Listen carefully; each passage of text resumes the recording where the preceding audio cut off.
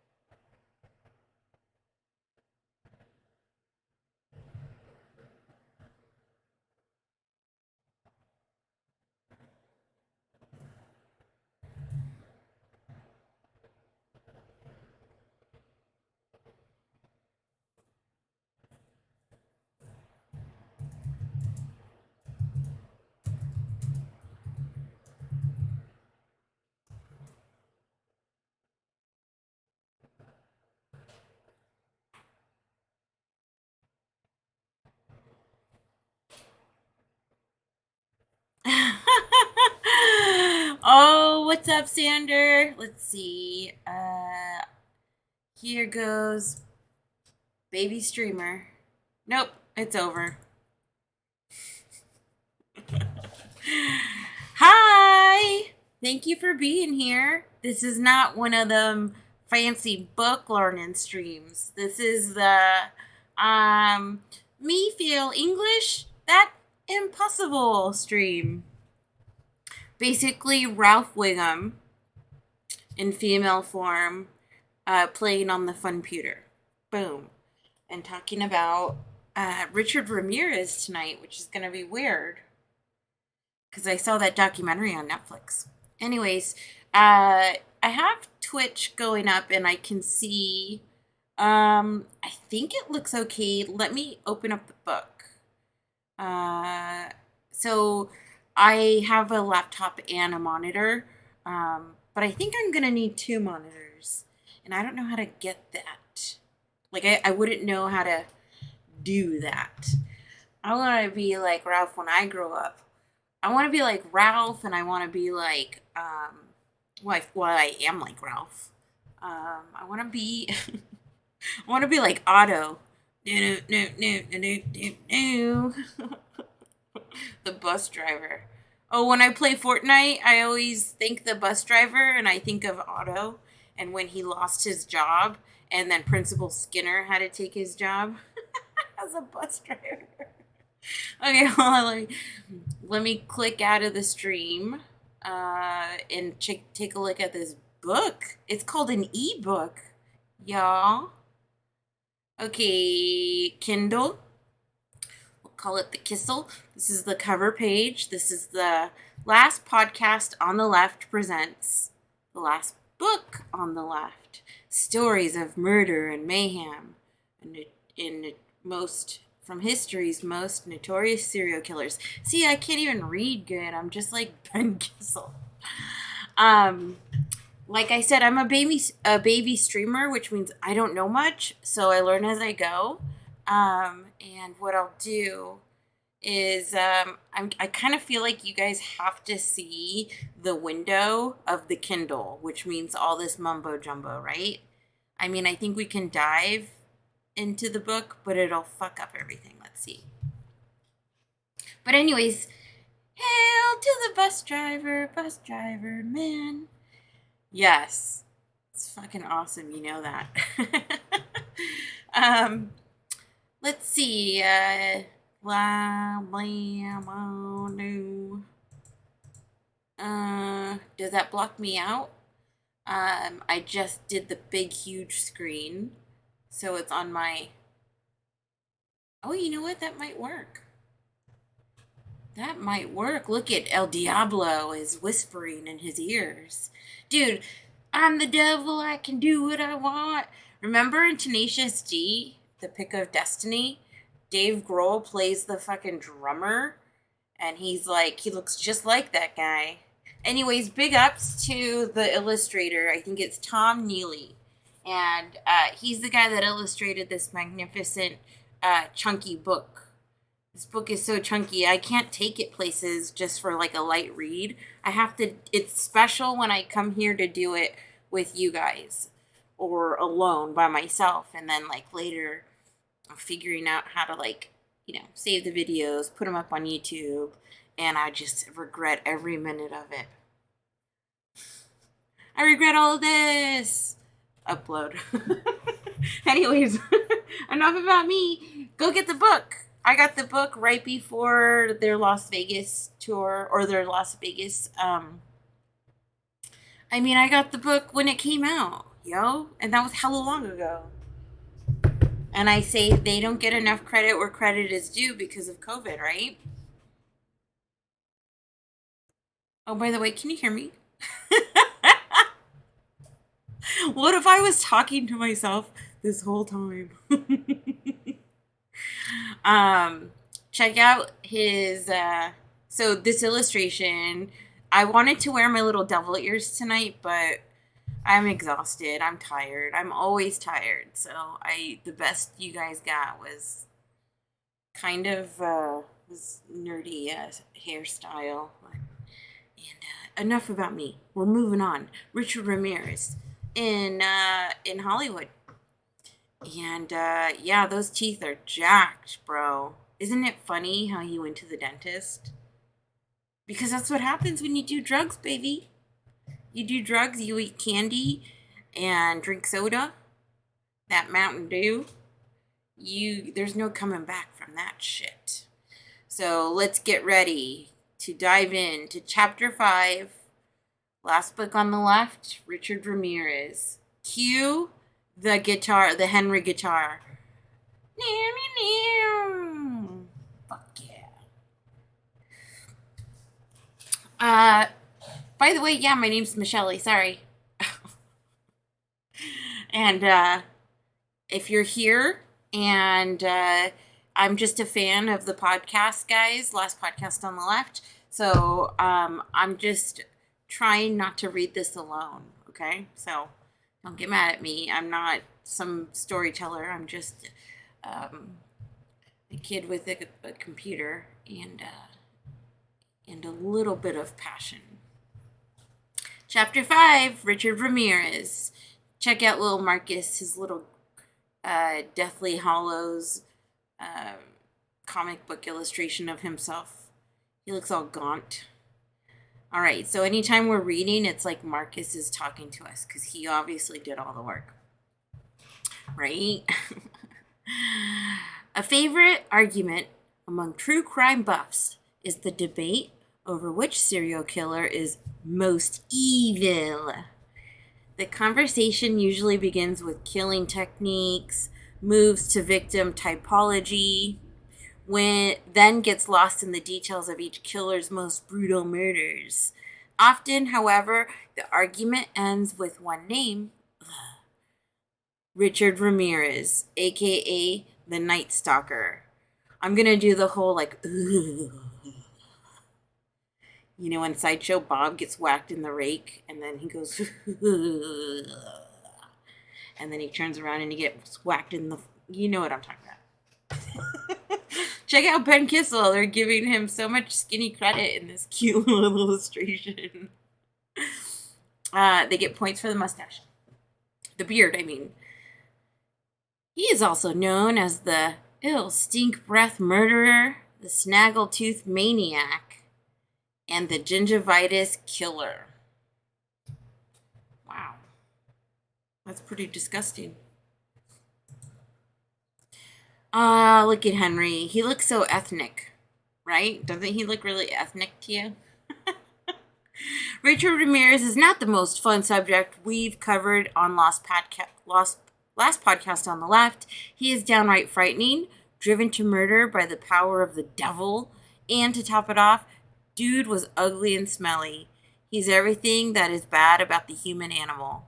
The only truly funny thing about him is that he had the same exact taste in music as your stepdad Wayne. Oh my gosh. Over the course of a year and a half in the mid-80s, Ramirez maimed, raped, and killed his way through Los Angeles and San Francisco, breaking into randomly chosen homes under the cover of night, dressed in black from head to toe. He ransacked the residences for valuables and left behind mutilated bodies, shattered psyches, satanic symbols, and memories of bad teeth and the smell of wet leather. Wet leather sounds like an Old Spice deodorant marketed solely to people who hunt Bigfoot. These jokes are not good. I mean, they tried. While most serial killers tend to have a victim type, Ramirez murdered the young and old, women and men, and in one case, a child. His victims were white, Asian, and Latino.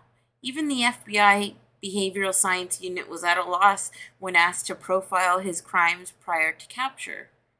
It called them unique, air quotes. The only requirement for Richard Ramirez had for his victims was that they happened to be at home. To be home at night, that night. Right? Fucking lock your door. I mean, I listen to creepypasta, so I lock my door anyways, but, ugh. Like our single days, right, guys? I'm sorry, I'm trying to be as funny as possible for this chapter while I can. That's why it's important to have a vibrant social life, even if that just means hanging out at Buffalo Wild Wings until 4 a.m. Guilty. Just kidding, it was fucking Wingstop. His methods for murder fluctuated as well. He stabbed, strangled, shot, and beat his victims to death, depending only on whatever felt right to him at the moment, and whatever would freak out the squares the most.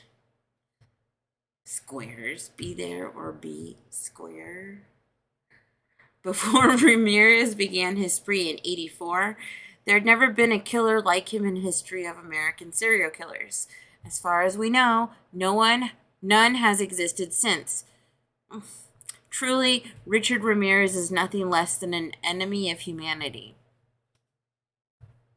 The deviancy of his mythology and lack of pattern to his choice of victims made Ramirez extremely difficult to catch, ramping up the terror that Los Angeles felt during the period of his crimes.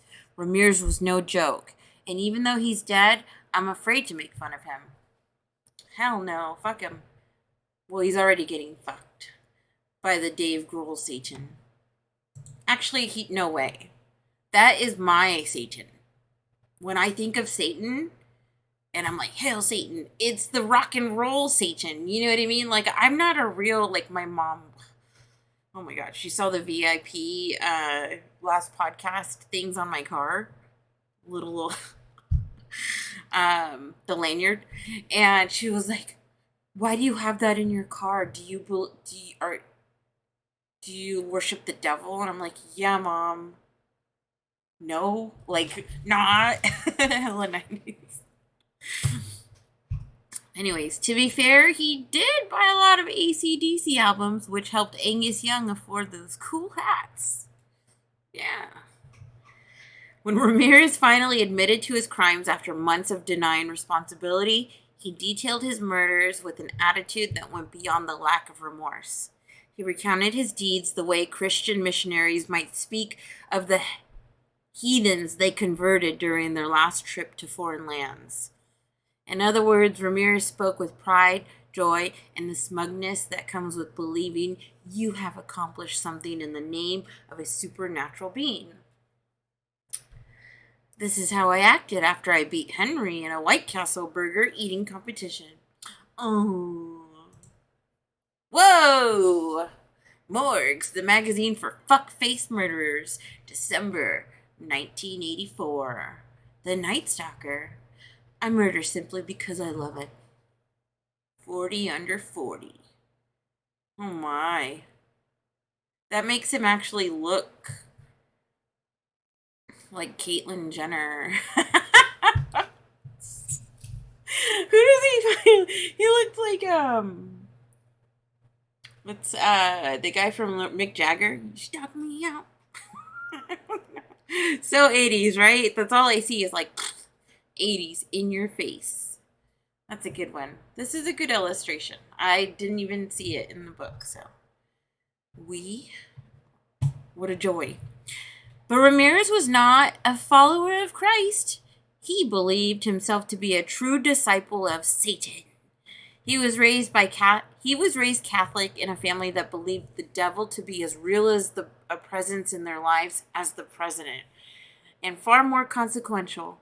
Although Richard had been an altar boy, when his pubescent thoughts began uncontrollably turning toward violence, sex, and bondage, he figured God and heaven were lost causes and found a darker, supernatural being to justify his thoughts and eventually his behaviors. The only two supernatural entities anyone should believe in are Jack from The Shining and Brett Favre. Sports reference, I don't get it.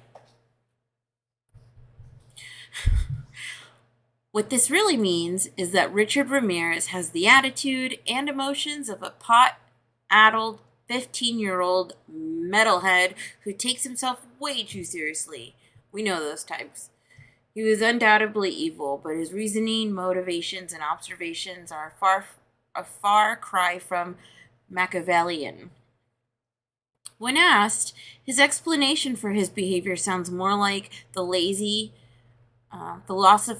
philosophizing of a high school student than the grand statements of a diabolical knight in Satan's service. "We are all evil in some form or another, are we not?" he asked reporter Mike Watkins in a jailhouse interview. Give me a fucking break. Exactly. They pinpointed that whole teenager, philosophizing. I think I said it right. Whatever. The irony is my parents always told me KISS stands for Knights in Satan's Service. Oh, that's cute. Which is literally the only thing that made KISS cool. Hell yeah. Unfortunately for Richie, we know that being truly evil takes a lot of money. True evil is creating a fun phone app that slowly ensconces the world in a net of self-made surveillance. Too bad poor Richie didn't like school. He could have been a Silicon Valley titan with that level of self-importance. It's funny. Ramirez wanted to be known as a supernatural force, and he was certainly described that way by the media, especially prior to his capture. But as we'll see, the reason he seemed supernaturally good at what he did was because it was what he was trained to do. Mostly through the horribly misguided life lessons taught by some of his family members. Okay. I am way too close to my camera. No. Alright. Hold on. Gotta get jacked up for this.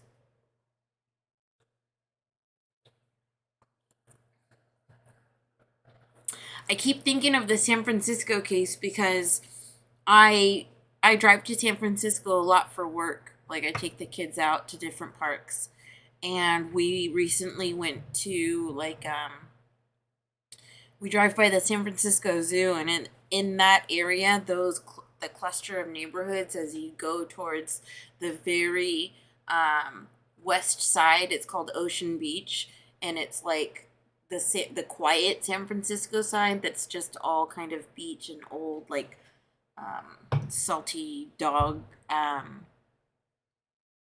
homes and neighborhoods and stuff that's kind of quiet. It's called Sunset. That's where he killed, the people in San Francisco. But anyways. Is this too bright? Damn. Maybe I should back up.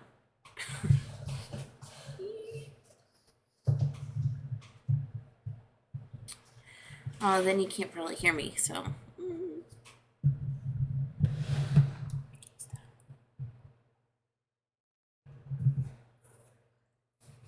Hold on. Let's see what.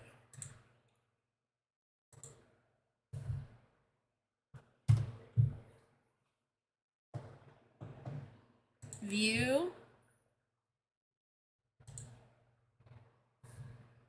Sepia.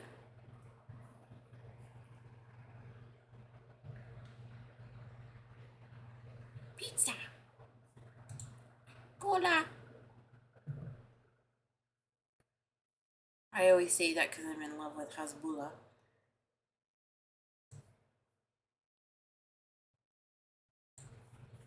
See, I gotta tinker. Everything's gotta be just right. Okay.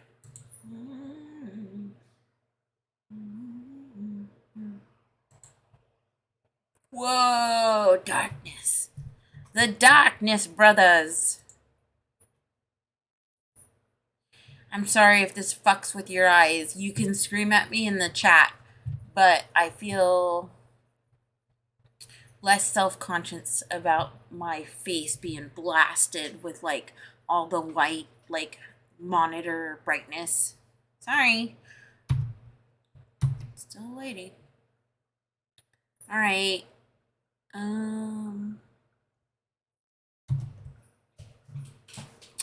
Richard Ramirez was the youngest child of 5 born to El Paso, Texas natives Mercedes and Julian Ramirez. Although Ramirez was a healthy baby, his oldest brother, Ruben, was born in terrible health, covered in golf ball-sized lumps all over his head and neck. Oh, the second Ramirez son, Joseph, had birth defects too, suffering from a condition that prevented his bones from properly growing. Sort of like the universe was saying, hey, please stop having babies.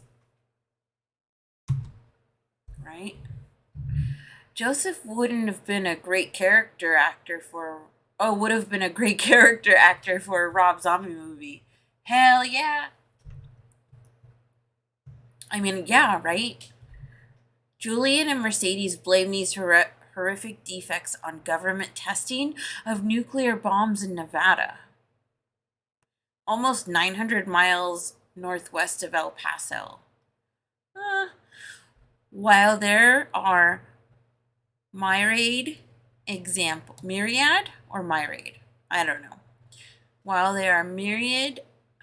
examples of nuclear fallout causing birth defects, the Operation Ranger nuclear tests, as they were known, didn't begin until 1951, years after the Ramirez brothers were born. Although no case of birth defects as far south as El Paso were officially reported, if any of the Ramirez children would have been affected by wide-swept fallout based on the timeline alone, it would have been Richard and his sister Ruth. It's possible genetics, Mexican water, drugs and alcohol. Duh. Oh my gosh. 2 more months, man. You can't wait. You can't wait it out. What the fuck? This is so sickening. I love it. It's never good when your hometown's residents resemble the desert people and the hills have eyes. It's a great movie. Classic. That's not to say Richard Ramirez was lacking in the chemical exposure department. His mother worked at the Tony Lama boot factory, maybe boot chemicals, for the first 5 months of her pregnancy with him. During that time, she was exposed to noxious chemicals on a daily basis without the aid of ventilation or protective mask. Fuck. It was so bad that halfway through the pregnancy, Mercedes came down to losing the fetus as her body repeatedly attempted to reject it. He was dangerous even as a zygote. How many times do you really hear that word? It sounds like Ramirez had the same experience in utero as the baby in Eraserhead. Ugh, God. Also know that movie. Also kind of a classic just for being a fucked up weird movie. Despite this, when Richard was born, he was healthy, happy, quiet, and blessed with the love of music that made him move his tiny limbs to whatever song happened to be playing on the radio. But that initial happiness quickly soured. In 62, when he was just a toddler, he was home with a babysitter named Socorro. While his father was out laying track for the railroad and his mother resumed her career at the boot factory, little Richie, as he was called, wanted to listen to the radio, but it sat atop his parents' dresser, a spot he couldn't easily reach. Socorro refused to get off the couch, so Richie decided to scale the dresser. I've done that before, which couldn't handle the weight of a 2-year-old, and it fell forward on top of him, knocking him unconscious for 15 minutes. And it took 30 stitches to sew his scalp back together. He also suffered a concussion, providing the first ingredient in the recipe for Ramirez's personal serial killer soup. First of all, yes, boom, knocking head wound or head injury. It's one of the 3 common things involved. Do you know what I'm talking about? In serial killers, it's like bedwetting, head wound, animal mutilation, and then like mommy or daddy issues. I don't know. You guys, I'm sorry. This is off the cuff of my noggin. A 2014 study published in the journal Aggression and Violent Behavior found that just over 20% of 239 serial and mass murderers studied suffered definite or suspected serious head injuries in childhood, and sometimes more than one. Richard Ramirez was one of the unlucky who suffered 2 documented head traumas. The second one occurred during a playground mishap when he was 5 years old. In that incident, his sister Ruth was on the swing set, and not realizing what sort of a force forward moving swing has, Richard ran toward her. Seen it all the time on Children Fails on YouTube. I fucking love it. She tried to stop, but Richie was hit right in the frontal lobe. Oh my God. Which once again knocked him unconscious. I laugh at those videos too. They really get me. They release those, like, fucking kids falling and shit. It's hilarious. So I belong here. I'm sick. Okay, so anyways, so Ramirez suffered from both grand and petite mal seizures throughout his childhood, which manifested as episodes in which he'd stare into the middle distance. Oh my God, unable to move, as well as full-on convulsive fits. Oh no. Eventually, he was diagnosed with temporal lobe epilepsy. Fuck me, dude, that sucks. What are you gonna do? What are you gonna do? This is the super serial killers, okay? What are you gonna do? The nutrition facts, serving size, half a cup, servings per container, 3.5, whatever. 210 calories. All right, so here we go. This what goes into the serial killer soup condensed version. Look at the little picture. This is Ramirez flavored soup. 9 months of nuclear fallout exposure. Okay, now you're just being dramatic. We don't even know it was the boot factory chemicals. Oh, there we go. 3 squirts of toxic boot chemicals. 1 severe head trauma. 1 fucked up veteran uncle. And 6 teaspoons of Satan. Ugh. Enjoy it. Serial Killer's Condensed Soup. Ramirez flavored. Yum. I am certain this made him very popular at school. Children are notoriously kind to kids with weird conditions that cause them to collapse and flagellate themselves in front of everyone. Right? This condition only added to an issue Richard Ramirez had been born with. The explosive Ramirez temper. Fuck that. I hate kids with tempers. I hate people with tempers. Except for Joseph, nearly everyone in the Ramirez family line had extreme problems with anger, bursts of rage triggered by the smallest inconveniences, flaring up at random. Richard's grandfather beat Julian and his siblings almost daily. Well, I mean, come on, he's just Mexican. Like, I used to get beat all the time. No, I did not get beat all the time, but like in my mind, because my mom is full Mexican, but she was born here in like the Bay Area, and her parents were like, her dad was from Mexico City, and her mother was from Arizona. And so like my grandma was from Arizona, all Mexican though. She was an orphan with her siblings when they were younger. I mean, I don't know all the background history, but she's really like, they're super Mexican, spoke Spanish and everything. So my mom doesn't speak Spanish, but she said like my grandparents were so brutally old school. You know what I mean? Like my grandpa would just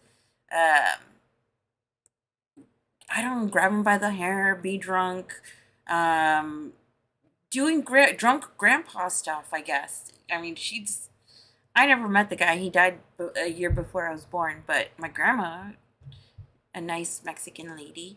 Anyways, I just so associate that with just the Mexican culture. Sorry if I'm being racist or if that's a hot take, but fuck, I think there is some type of like, you know what I'm saying? Sorry. Anyways, Richard's grandpappy beat Julian and his siblings, something Julian swore he'd never inflict on his own children, right? Look at me, I don't have children. Instead, Julian took his anger out on objects. During one incident, he became so enraged at an ill-fitting car part that he screamed the worst words he could think of while slamming his head against the side of the house, leaving behind a dark red splatter of blood. A few years later, he took a hammer to his skull after having trouble repairing the sink.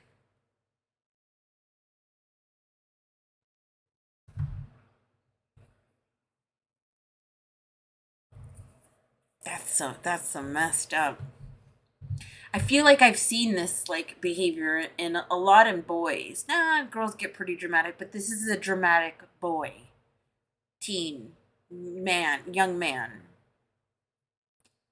Damn it! It's like, give me a break. Is it better or worse to watch your father beat himself in the head with a hammer instead of you? At some point, I might have said, "Hey, Dad, want to try beating me for a change? You're not getting it all out." Fucking Henry. Julian kind of sounds like the dad from A Christmas Story. Richard's childhood was rife with demonstrations of abusive and abnormal behavior from the adults in his life. In addition to the violence of family members, he witnessed a neighborhood pedophile, oh no, sodomize a young boy with a candle, and received regular home visits from a teacher who sexually abused both of his brothers. When asked if he had been molested, Ramirez said he couldn't remember. Oh my God. What goes in does eventually come out. This is the fishbowl Ramirez found himself in. As a kid, he absorbed all of it. He would eventually spit this violence and rage back into the face of the world. But the most influential person in Richard's life was, without a doubt, his cousin Miguel. Miguel was a bad influence on all the Ramirez children. He was impulsive, seriously into drugs, and extremely violent. That behavior was only reinforced when Miguel went to fight in Vietnam in 1965. There he found that his inhibited violent tendencies were not only accepted but rewarded. During patrol, he took every opportunity he could to rape the women of the village his squad had came across. In one instance, Miguel shot a series of pictures of a woman fellatiing him against her will while he held a .45 to her head. Whoa! Whoa! I don't want to talk too loud, so I put my mic up and then it kind of tipped over. I want to be screaming this. It's alright though. I live alone. I'm gonna be getting down here so I can tell you guys what's going on. I looked at my face. Great. I just fucked up my whole night. Anyways. Miguel, okay, so yeah, the last photo showed Miguel smiling, holding the decapitated head of the villager with pride and satisfaction. Check, please. Yes, check. After 2 tours, Miguel returned to America with 4 medals, pinned to his chest, having faced no repercussions for his brutality. Vietnam had turned an already unstable individual into a base creature. Someone who believed that if you played the game correctly, an example, violently and without mercy, you could become God. The lessons Miguel learned and the crimes he committed would be taught in detail to a 12-year-old Richard Ramirez, who took it as gospel. Holy fucking shit. That's kind of bad. That's like real. That's like all bad. That is so bad. This is a very bad heavy metal cousin. My heavy metal cousin taught me about Metallica, Anthrax, and Dungeons and Dragons. My heavy metal cousin taught me about Stone Temple Pilots, Green Day, Bjork, Smashing Pumpkins, No Doubt, Garbage. So she wasn't a heavy metal cousin, but she was a 90s grunge cousin. Sorry. Until Miguel, well, I mean, she was an actual breath of fresh air because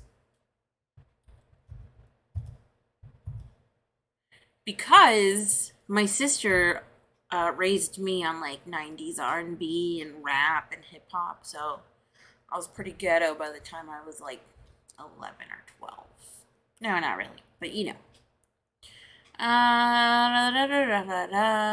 Until Miguel, Richard had been a relatively normal child despite his occasional bursts of anger. He was a bit of a loner, but his grades were average, and those who knew him described him as generally a sweet kid. But everything changed after his cousin became a consistent presence in his life. The photographs of rape and murder Miguel brought back from Vietnam were shown to Richard again and again as proof of his supposed godhood. This came as Richard was just hitting puberty, and these images soon became a regular part of the teen's masturbation fantasies. Something had clicked in his psyche, and he soon privately denounced his disappointed God for the always game Satan of his imagination.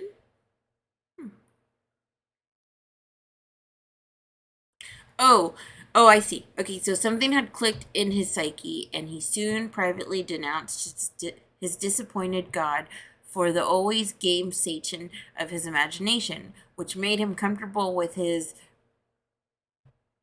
burgeoning sexual deviancy.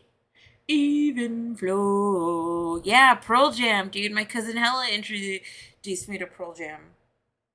Except she didn't introduce me to Even Flow. She had a VHS that recorded a bunch of MTV videos. So like Smashing Pumpkins, Bjork, Stone Temple Pilots. But Jeremy, the Jeremy video was on that. And so I knew all about Jeremy when I was like 11 years old. But it's okay, because I was like, I like Green Day too. Gods must have been more disappointed with him than he was when his son went through his long hippie hair and Birkenstocks phase. Oh my God. Controversial, yet brave declaration. what is this? A confession. I bought my first pair of Birkenstocks last weekend. I know. But I'm getting old and fat. Okay, anyways. In taking his cousin under his wing, Miguel gave Richard a master class in murder, bringing the brutality of Vietnam back home as a horrid gift and presenting it to an angry and impressionable teenage boy. And until Miguel's anger tangentially touched 14 unlucky souls a decade later, the last person to be direct recipient of it was his wife. Oh my gosh, and Richard was there to see it. This episode is unique in the world of serial killers. Many had traumatic childhoods, but none had their hand held through a moment of mayhem and murder like Richard did. Miguel planted this seed in Richard that would grow to terrify all of Los Angeles. The day seemed like any other. Richard, who had been spending most of his free time with his cousin, was over at Miguel's place for a casual hang. The two were in the middle of a game of miniature pool when when Richard walked to the fridge for a Coke. Ah, cola. When he opened the door, he found a .38 automatic pistol sitting on top of the shelf. In the fridge? He asked why the gun would be in the fridge, and Miguel casually said he might have to use it later and wanted to keep it cool. Soon after, Miguel's wife, Jessie, walked in with her 2 kids and berated him for playing pool with his cousin all day instead of looking for a job. Makes me laugh. Miguel walked to the fridge, opened the door, removed the gun, telling her to shut her mouth.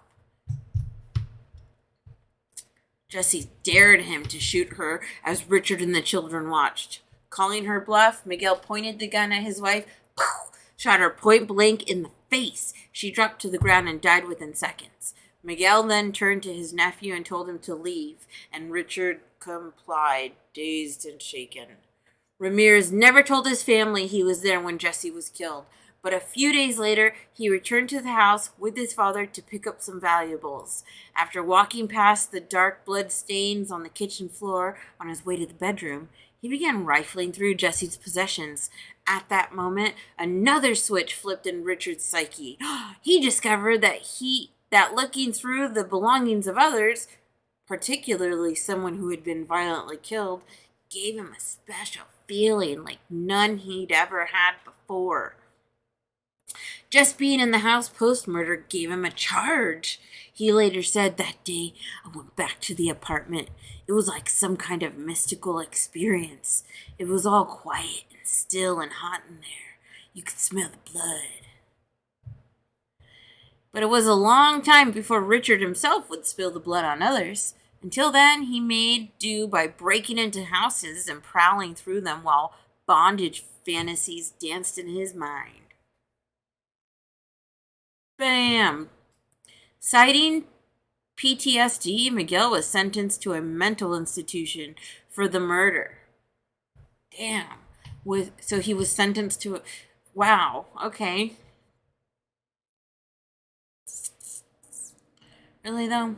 Without his cousin, Richard became rudderless and spent less time at school and more time smoking pot and breaking into people's homes. At the end of the school year, he briefly left El Paso to visit his brother in Los Angeles. Ruben was yet another criminal in the family, and spending the summer with him did little more than reinforce Richard's skills as a break-in artist.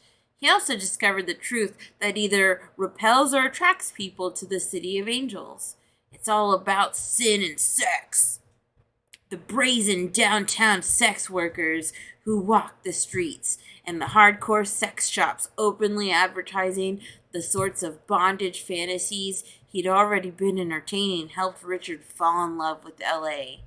He was still only 12 years old!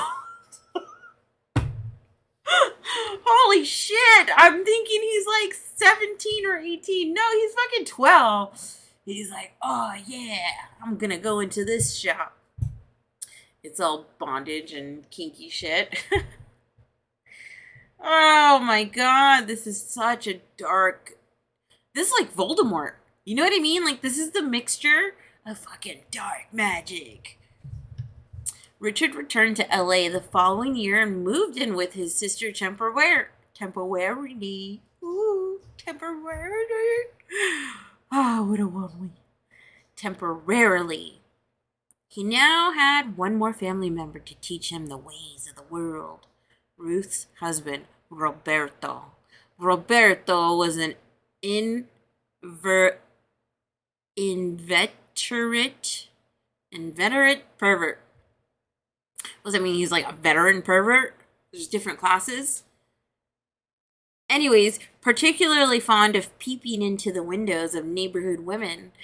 Ugh, he must have seen something in Richard because he began bringing his teenage brother-in-law with him, showing him all the best peeping spots and teaching him how to evade capture.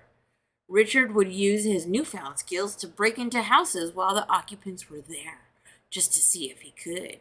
And with this, he had learned everything he needed to become the Night Stalker. Don't buy into it. How did Richard get so many mentors in being a serial killer? It's like he went to Professor Xavier's School for Horrible Youngsters. For the little rascals. Little rascals. They'll get you. They'll make you do Chris Farley impersonations. And they'll laugh at you for your clothes. They'll laugh at what you're wearing. Fucking Henry. Yes, Henry used to get picked on by teenagers. They're soulless. They're called little rascals. Anyways, carrying on with this Richard Ramirez, this 12, 13-year-old little peeping, sad, sicko Voldemort in the making. Richard had started smoking pot when he was 10. But when he reached adolescence, he began experimenting with LSD and peyote as well. What is he, fucking Jim Morrison? When he tripped, he believed he could speak to Satan, whom he turned into an imaginary friend of sorts. This childish delusion would become a permission slip for every evil act he would commit. His belief in a higher being never abated. He merely switched from Jesus to Satan because there was no absolving necessary with the latter. So, again, bringing it back to Tenacious D and the whole Satan from Tenacious D. In the movie Tenacious D, The Pick of Destiny, Jack Black, he eats some shrooms while he's taking a walk, and then he trips out, and he feels like he's, like, hanging out with his dad, the Sasquatch. You know, he's like, what does he say? Sasquatch is my daddy, and he's going to protect me. And then he's, like, riding on Sasquatch's back and shit, and he's just tripping out, having these fucking hallucinations about him and Sasquatch. And he breaks into a song and everything, and it's one of the best things I've ever seen in my life. But kind of like that, right? Richard Ramirez is tripping out and he's like, oh, Satan, keep me warm. I don't fucking know. Meanwhile, at the opening of Xavier's School for Horrible Youngsters, I have the ability to watch people go to the bathroom and they don't know I'm looking at them. What can you do? I have feet for hands. I think I gotta get out of here. See ya. Why me? Yeah, these are okay. I'm really upset that he was the same origin story as Dio. He has the same origin story as Dio? Richard's other source of justifying evil was heavy metal music. Fuck you. Bullshit. Ramirez famously loved AC/DC, Judas Priest, Billy Idol, and all the other bands that passed as dangerous in the 70s and 80s. These fun time party boys who had found a niche and ran with it wrote songs that Ramirez said inspired him as his crimes grew in ferocity. ferocity. I fucking hate that so much. They wrote songs about hot, big-legged women, beer, and motorcycles. It was just supposed to be fun. It's beer drinking and car washing music. Yeah. His first foray into violent crime came in 1975 at the age of 15. Richard had gotten a job back in El Paso at a Holiday Inn as a gopher, and he used that setting to kick off a crime spree. Wait, like a gopher in Caddyshack?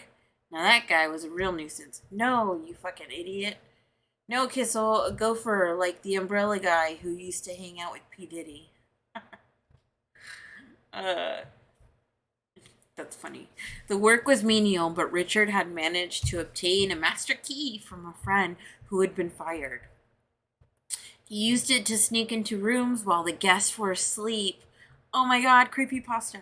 Stealing whatever valuables he could find. Other times he'd hide in women's closets to watch them undress. One day Richard decided to take it to the next level. Take it to the limit. He hid in the room of a woman who was alone and waited for her to get close. When she walked by the closet where he was waiting, he tackled her to the ground, gagged her with her underwear, and told her not to scream or look at him. Then he tied her up and attempted to rape her. But at that very moment, her husband returned, beat Richard unconscious, and called the police. Boom! However, the couple was from out of state and just wanted to forget the whole thing had ever happened. And so the charges were dropped, allowing Ramirez to get away with his first major crime. So, let's go back in time. He jumps out of the closet, ties her up. She's so scared and delicate and fragile because she's fucking from, like, I don't know, out of state. Let's just say, like, I feel like someone from Texas or California would fucking beat his ass, right? Let's say she's from Montana or Wyoming or Nebraska. Those are the people that aren't going to do anything. Although they should. Don't they have guns? Aren't those all like red states? Here I am talking shit. Anyways. And so yeah. This was his first major crime. Nothing more serious than a concussion and few stitches. These are Richard's training days, where he slowly builds up the allowance he needs to become the brutal predator he wants to become. We don't know. I mean, I want to know, was he on meth? Was he doing crack? Because he had a fucked up grill. He did drugs. He looked strung out in all of his pictures.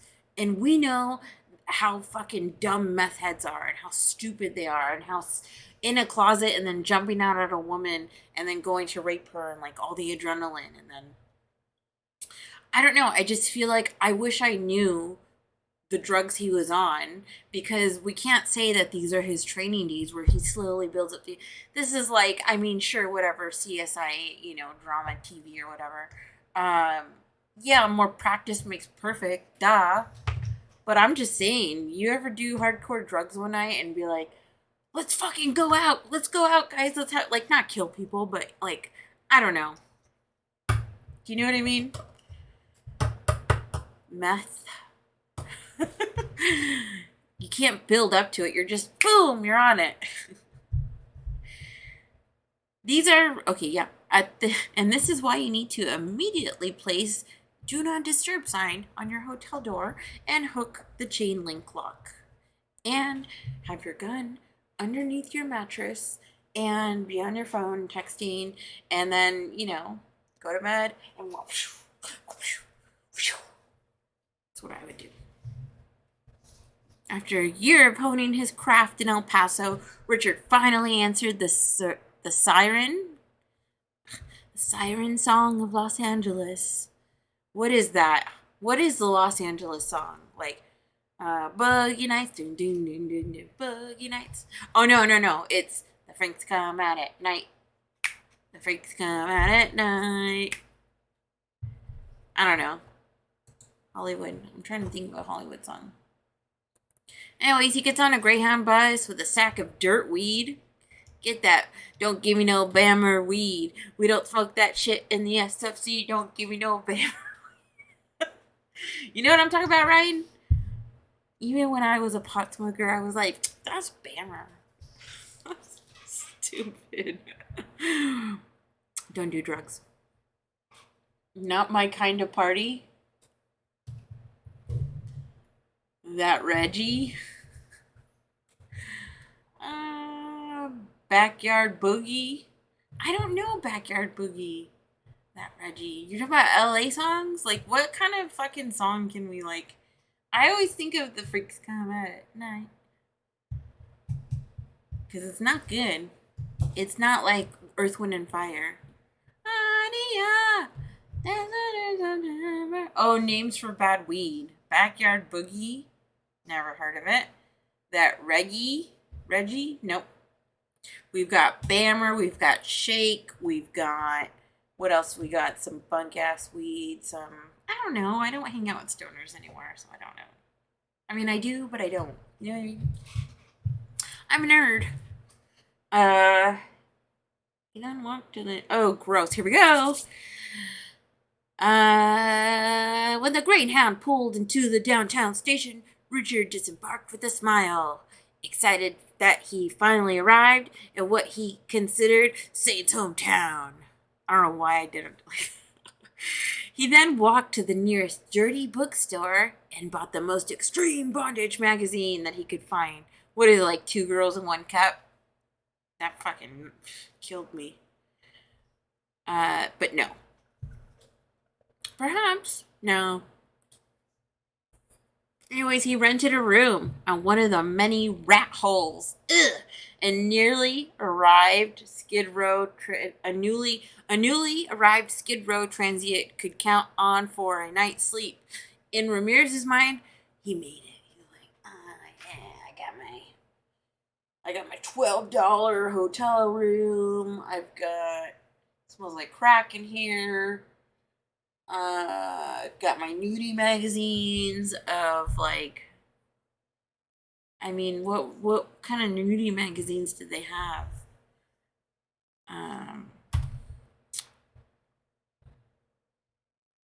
Ding, ding, ding, ding. What year? 75. Mexican dirt weed. Call it that Shake. Sack of dirt weed. Here we go. Honestly, entering Satan's hometown does require arriving by Greyhound, right? Raise your hand if you've taken the Greyhound before. I have. Because I'm a fucking gangster. Or serial killer. I was a child of chaos. That seems a heck of a lot happier than I was when I moved to New York City with my dashiki. Copy of Dune. Dune, a rude Dooner, and a sketch comedy group with an impossible dream. I gotta find that horrible picture of Henry Zabrowski. I mean, you know, we're not the handsome, beautiful people, so we've gotta be funny. Within a year, Ramirez was mainlining cocaine. Although the effects is similar to snorting the drug, injecting it supercharges the high, giving the user an almost impossible boost of focus and confidence. Focus and confidence on cocaine? I feel like it's euphoric and it's a boost to something. But it's like, you're like, I can't concentrate, and I feel like a roller coaster head, swivel head, you know, like, and then you're like, bleh. I used to do drugs. This is gross. Okay, sorry. But that high comes with a price. High aggression and increased psychosis. Yes. When I was tweaking, I was so mean to my friends. Because I didn't have the patience to, like, be chill and calm. I was just like, let's go over here. Like, I would talk in bursts. Don't do drugs. You will end up in a van down by the river, like me. In Richard's case, he felt cocaine brought Satan closer. And the closer his imaginary Satan got, the more vivid his violent fantasies became. However, an intravenous high isn't cheap. The effects wear off after 5 to 10 minutes, making this highly addictive drug even more habit-forming. So, before he knew it, Richard was in the depths of addiction, trying to support a $1,500 a week habit. To do this, he turned to the only source of steady income he'd ever known, burglary. Is that really steady, though?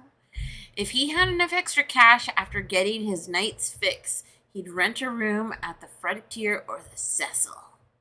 But for the most part, during this time, Richard lived in stolen cars, either hot wiring them from the streets or swiping them from gas stations when their owners were paying for their fill-up. During the day, Richard... Why would he steal a car that doesn't have enough gas? During the day, Richard learned the highways and byways of Los Angeles, studying maps, and amassing an encyclopedic knowledge that he would soon use to horrific purpose. Yeah, that's stimulant. Still, though, it's true. Like, I don't care what you're doing with cocaine. You do it, and then you need to do more, like, right after. And it's an expensive drug. It's a hell of a drug. And to be honest, it's super gross.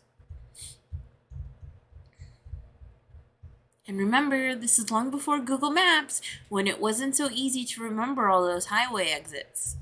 If only he'd put all this work toward creating a business, he would have been a very successful guy. I mean, I'm just spitballing here, but a late night breakfast drive-in pancake restaurant called the Night Stacker could have really worked.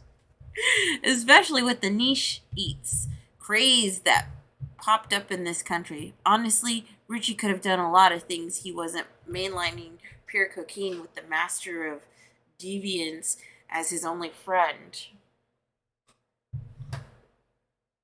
I don't know, guys. What do you think? We're an hour in. Keep going. Go, go, go, go. Wait. If I go for one more hour. One more hour. All right, you guys let me know. Should I go? Ooh. Should I keep reading? Should I keep reading, mister? Because these sessions usually take about 2.5 hours. At the way that I read, you know what I mean? Is he Mexican? Yeah, he's Mexican. Ryan? Really? Yes, Richard Ramirez is Mexicano. Alright, I'm gonna order some food because I'm hungry. Guess what I'm gonna get? Chicken wing, hot dog and bologna, chicken and macaroni, chilling with my homies. Oh, you guys also know why I can only do 10 minutes? Or not 10 minutes, an hour and a half, maybe 2 hours, is because I'm sitting in a wooden chair that goes to that little breakfast table from IKEA.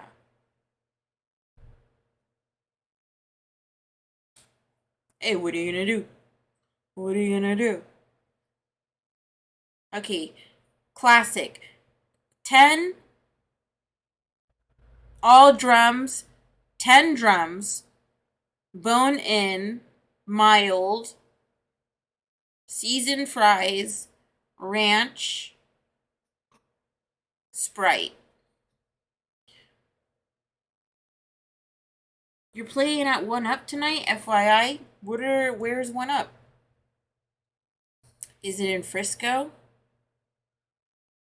Let me order that.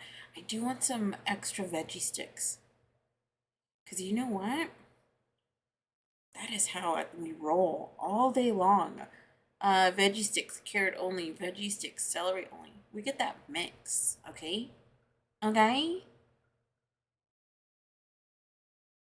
And it doesn't say, do you want Blue Ranch or do you want... Whatever, just give me my food. Yes, take my money. Take my money. All that and a bag of chips, honey. Okay, girl. She thinks she all that. I ordered my Wingstop. How do you like your wings? Like I said, I get bone in, all drums, mild, dip it in the ranch. And I get 2 sometimes, and I dip them in like this, and then I go like this.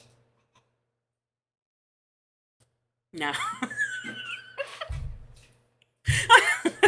I made myself laugh. Sorry. Okay, let's dive back into this sicko who does not eat Wingstop because he was too coked out. Fucking idiot. Yeah, he should have opened up a business. Okay, Henry, you're funny. Richard then expanded his drug repertoire, adding another anger-inducing powder into the mix. PCP. I've done that. And with the PCP heads came Richard's first violent act in Los Angeles. Lemon pepper. Yo, is it dry rub? The lemon pepper's dry rub, right? And do you dip it in the ranch like I do? So PCP, I was so dumb, okay? I was at a girl's house who lived in my neighborhood. She was a year older than me. She was kind of a wild and out white girl. Like, she was into tons of drugs and partying, and she was really, like, just down for whatever. And I'm, like, I think I was, like, 18 or 19 at the time. And we worked together, so after work, we went to her house, and I invited these rocker boys that I knew from high school, and the rocker boys were like, they came over, and one of them was like super Mexican, but like he was trying to get with me, and I remember he handed me a joint, and I hit the joint, and then after that, it was just like waves of a rush, kind of like when you're being thrown into like a time rift or like a force field or something, but it stays with you. And you're just like, whoa. And I remember he tried making out with me, and I was like, what are you doing? Like, I was tripping out, and I was like, where's my friend? And she was like in the hot tub with like 2 guys or whatever. I don't know, like, she was wild. I was like, I feel unsafe. I'm not gonna make out with you. I went to high school with you. Like, I don't think of you that way. And I fucking flipped out, and I got on my Dodge Neon, and I drove, and it was raining, and I just remember it was like you know how in Star Wars, how when they go to hyperdrive and it's like yeah, don't do drugs. Aren't you guys happy that I stopped doing drugs? Because imagine, like, that was one time on PCP, one time. Imagine a second time, I'd be dead.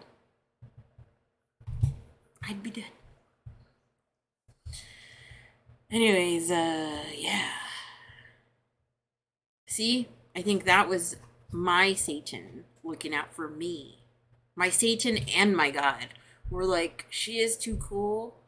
She's got so much going for her. We need to keep this one alive. But fucking scare her. All right, go on, little Shelly. Go walk the line, girl.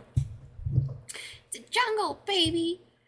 Okay, sorry. I just told you guys a lot of vital information. Okay, so yeah, PCP, man, you want to get wet? And but funny is like when Smokey does PCP with the cholos, hey Hector, fuck you. He's like, oh, I smoked with Hector that one time. And he's in a chicken coop. And my jelly beans.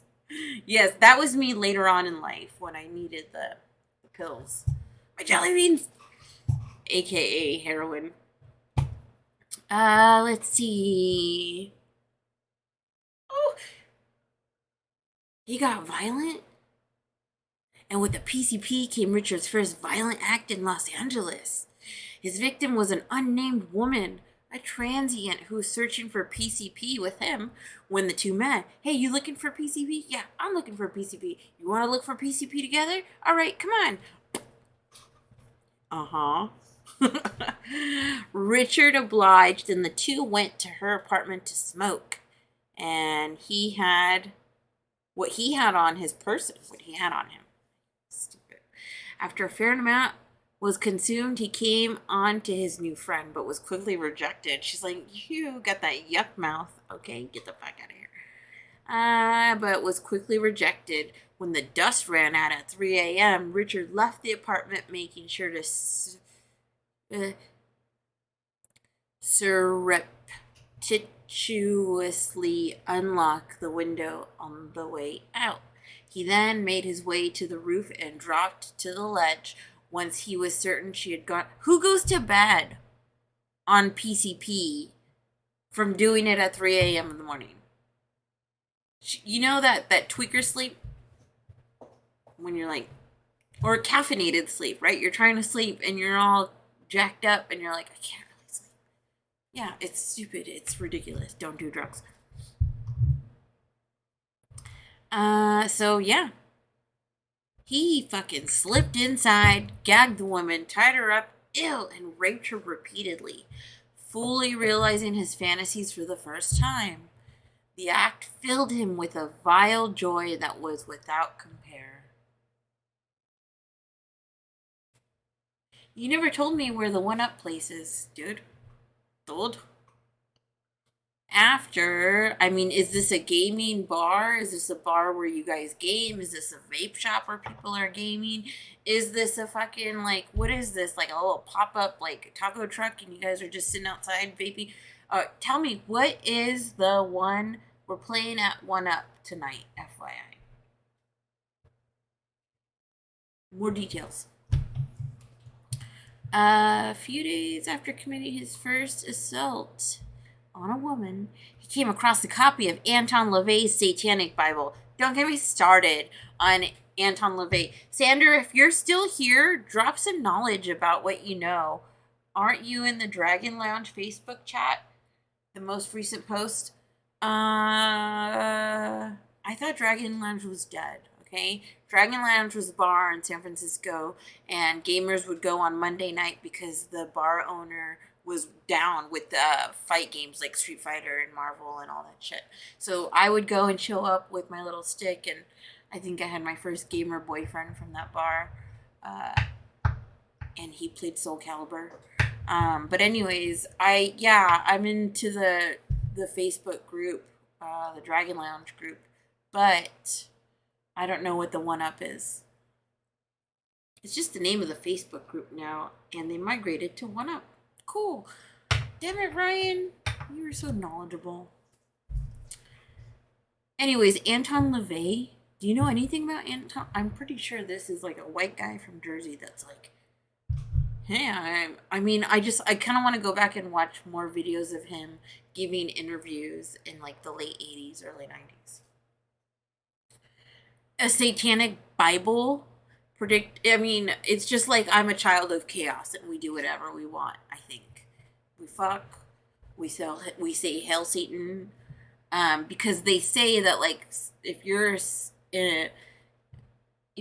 Satanist or if you worship Satan, like this is what Henry has said on the podcast. Oh yeah, Noriega, yeah. Henry said that Satanists don't believe. They don't hurt children. They don't hurt children. They don't abuse children. I don't know. Since we've got our very own avowed Satanist at our disposal, let's let Henry explain, boom, just what it was that Ramirez misunderstood. Oh yeah, anyways, predictably, as Richard had approached the obvious over-the-top lyrics with the... Okay, so yeah. He is taking it too seriously. Soapbox has been prepared. And go. My interpretation of Satanism. Satanists do not believe in the devil. Anton LaVey's Satanic Bible is a tongue-in-cheek essay collection meant to inspire people to imagine life from the perspective of someone portrayed as a villain for his entire existence.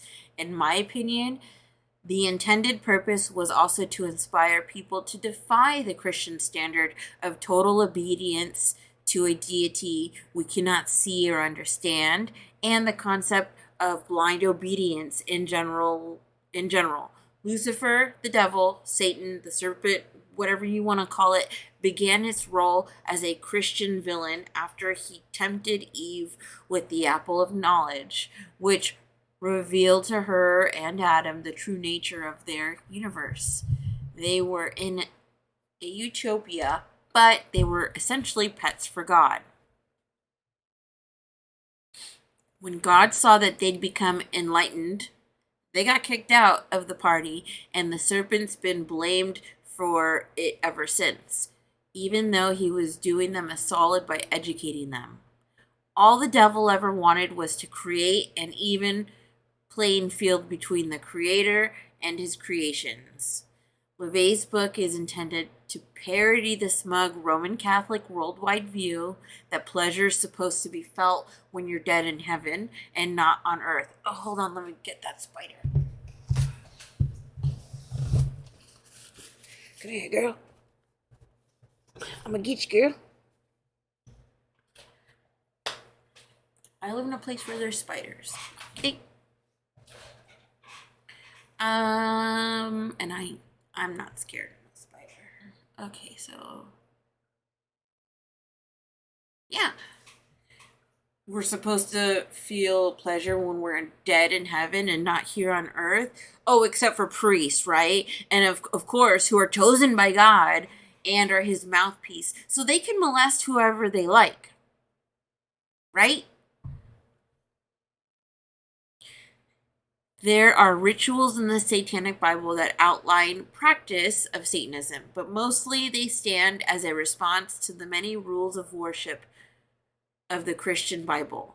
The Satanic Bible teaches the tenets of Satanism, which are to have respect for yourself and others, advocate for free speech, live a life of happiness and pleasure while you can, and understand that the villain or adversary in your life has a story too.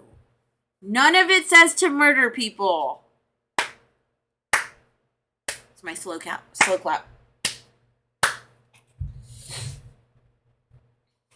All right. Okay, I know I'm talking too much. My nose is like, okay, now your nose is getting stuffy because you're chatting away like a chatty Cathy.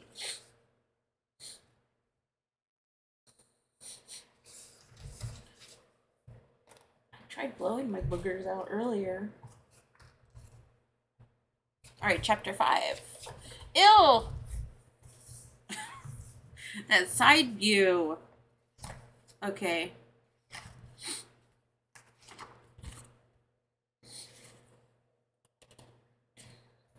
Man, this is a chunky chapter. You know what I'm saying, guys? This is going to be a chunky one. Should I push through? 119. Yeah, I can fucking push through. Everyone else is gone? That's alright if you're gone or if you're still here. I fucking appreciate you. I fucking think you're awesome. I was just looking at the Richard Chase fucking chapter. Okay.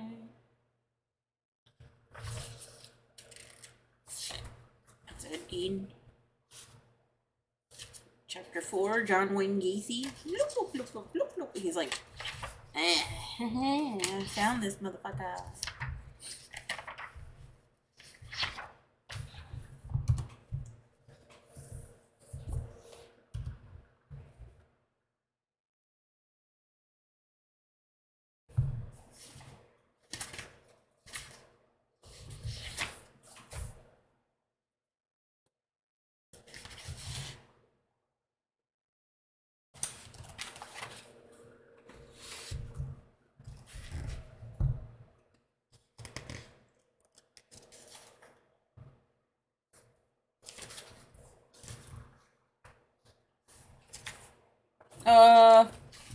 Yeah, I think we have a while to go, which will probably take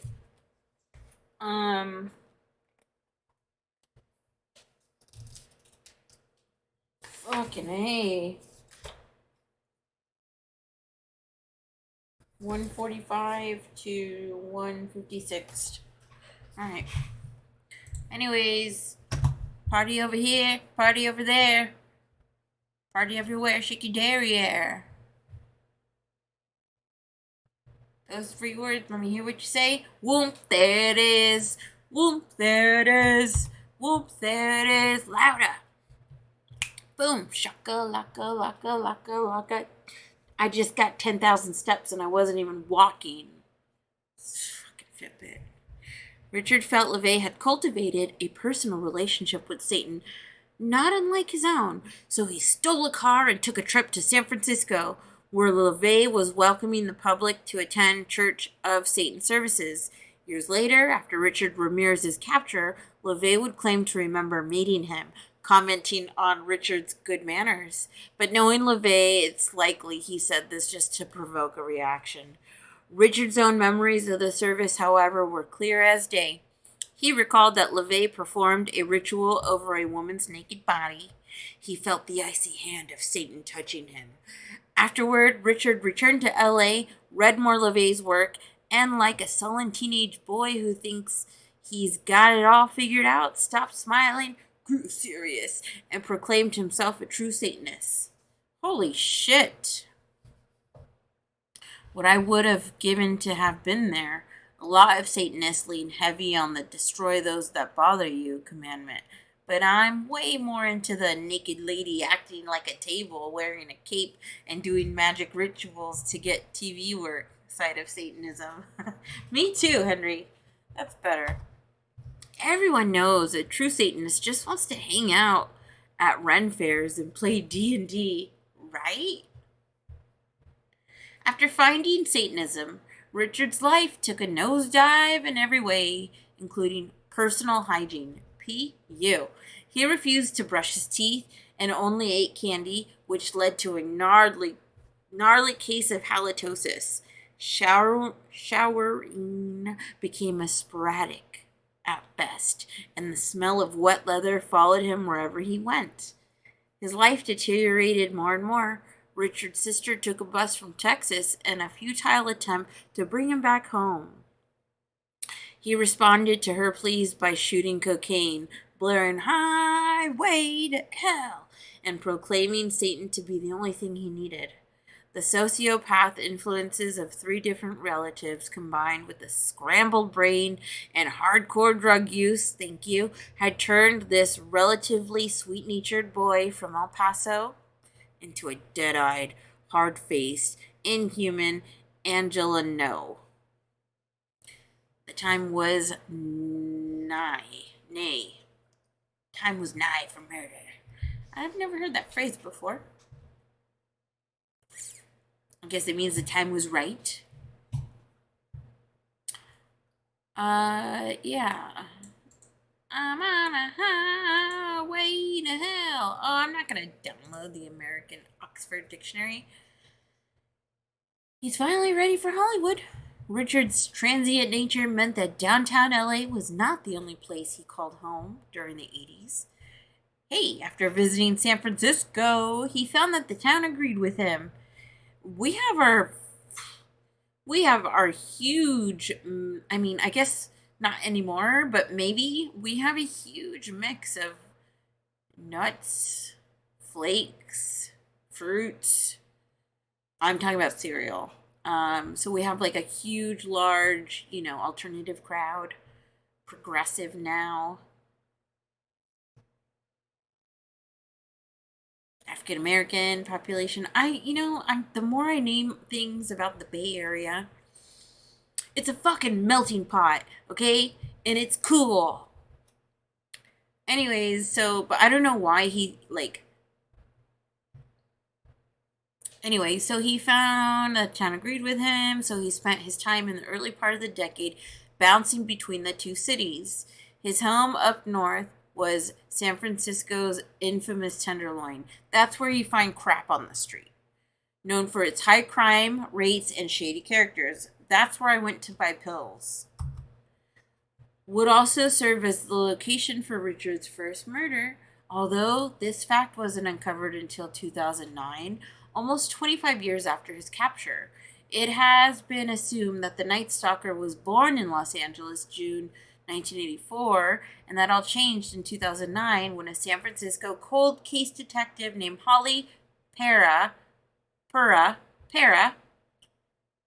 Holly Pura ran a 25-year-old DNA sample that had been found in April 1984 at the murder scene of 9-year-old Mei Lung.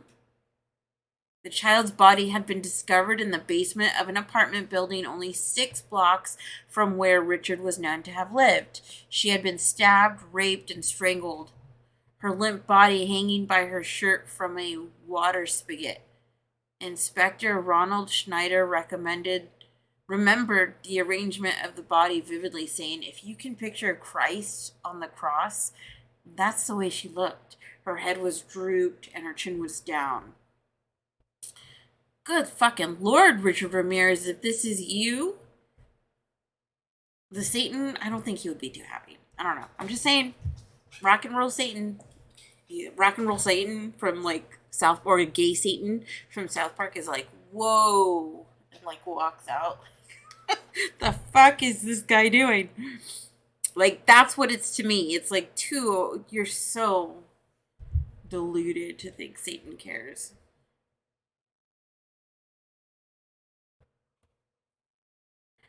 At the time this statement was used by the more sensational news outlets like the New York Post to argue that Lung's murderer was ritualistic in nature. What is this, fucking 7? While that may be the case, it seems like Schneider's comparison to Jesus was merely a description rather than a judgment of intent. Okay. Though it does eerily fit into the narrative Ramirez was looking to build. Hail Satan. After the murder of Mei Lung, Richard returned to Los Angeles and continued in the sleazy rut he dug for himself. Days were spent sleeping while nights were for burglary and stuffing as much cocaine into his veins as his body could handle. Oh my God. The night of June 27th, 84 was one such night. That evening, Ramirez bought 2 grams of cocaine from his brother Robert. He didn't get that shit for free. I guess not when Roberto is slanging dope for the cartels or whatnot. Who knows? Having spent his last dime on the coke, Richie drove his... Oh, did I stop? Okay, I skipped. So anyways, he bought cocaine from his brother, who had set up shop in front of the Greyhound station on Skid Row. Remind me, don't take a Greyhound bus to Skid Row. Having spent his last time on the coke, Richie drove his latest stolen car to an alley behind an abandoned building. There he found a discarded Pepsi can, cut off the rounded bottom, and used it to melt down the coke before injecting it directly into his system. He returned to that spot 3 times that night, filling the time in between with aimless joyrides, blasting his Black Sabbath and AC/DC tapes. When the drugs ran out, he was twitchy and irritable and aggressive. If he wanted more cocaine, he'd have to go to work. Ain't that the fucking truth? And that's when he got a job at a local grocery store and worked his way up the ladder to eventually purchase his very own Publix. Oh, that's not what happened? Weed makes me want to watch movies, eat a burrito, and stare at the sky to see if any stars move. So what I'm saying is, I'm also an addict. Ramirez first scouted the town of Alhambra, keeping his eyes peeled for a residence that might hold some suitable loot. Finding nothing that felt right, he moved on to the low-income neighborhood of Glazel Park. At around 4 a.m., fucking tweaker, there, staying true to his pseudo-goth roots, he parked next to a cemetery, put on a pair of gardening gloves, and started walking. He eventually settled into a shabby 2-story building and chose apartment number 2 for 2 reasons. It had a solid escape route should things start going south, and the window was open. Fuck. On a shabby, yeah. This is a very good time to remind our readers to always make sure your doors and windows are locked before going to sleep at night. Alright, I don't know about my windows. I mean, I kind of live in a safe... Anyways. But still, I'm alone, okay? I live alone. But, you know, sometimes I am the night stalker. So, creepers have to be afraid of me. I said that all wrong. I think I said it really charming one time on a date, but no, not anymore. Richard removed the screen and climbed in, but when he looked around, he realized he'd chosen the wrong apartment for any kind of score. He quietly searched the usual hiding places people use for valuables, such as drawers, suitcases, but found nothing. The more he searched, the more angrier he became. 79-year-old Jenny Vincow had been asleep the entire time Richard had been rummaging through her things. She was awakened by a 6-inch hunting knife into the chest. Her hands flailed wildly as her survival instincts kicked in, but he sank his knife into her throat, cut across so deeply that he came close to decapitating her. Ultimately, he stabbed her 3 more times before finishing his gruesome game. Then he spent the next hour in Vincow's apartment drinking glass after glass of water while savoring the sights and smells of fresh murder of his own making. Returning to a stolen car with only a small portable radio, Ramirez drove off into the night, his clothes still wet with the victim's blood. In his reverie, he almost ran a stop sign, but some sort of criminal instinct kicked in. As he pulled away from the intersection, he looked to his right and saw an LAPD cruiser watching him, only half a block away from Jeannie Vincow's body. Though this close call could have been why he waited almost a year before murdering again. Maybe. We don't know. We don't know. It's fucking disgusting. It's fucking embarrassing. Ramirez spent the remainder of 84 committing up to 3 burglaries a day to support his addiction. After doing time for stealing a car and crashing it into a bus station in a cocaine-fueled frenzy, who hasn't done that before? He decided he didn't want to be just another junkie holed up at the frontier. He wanted to be a murderer, plain and simple. And he understood that he could never get away with it if he was permanently gacked out on coke. That's exactly what he's saying. Hella gacked out right now. Richard realized killing gave him a high that cocaine couldn't hope to top. So when 85 rolled around, I was born in 85, he jettisoned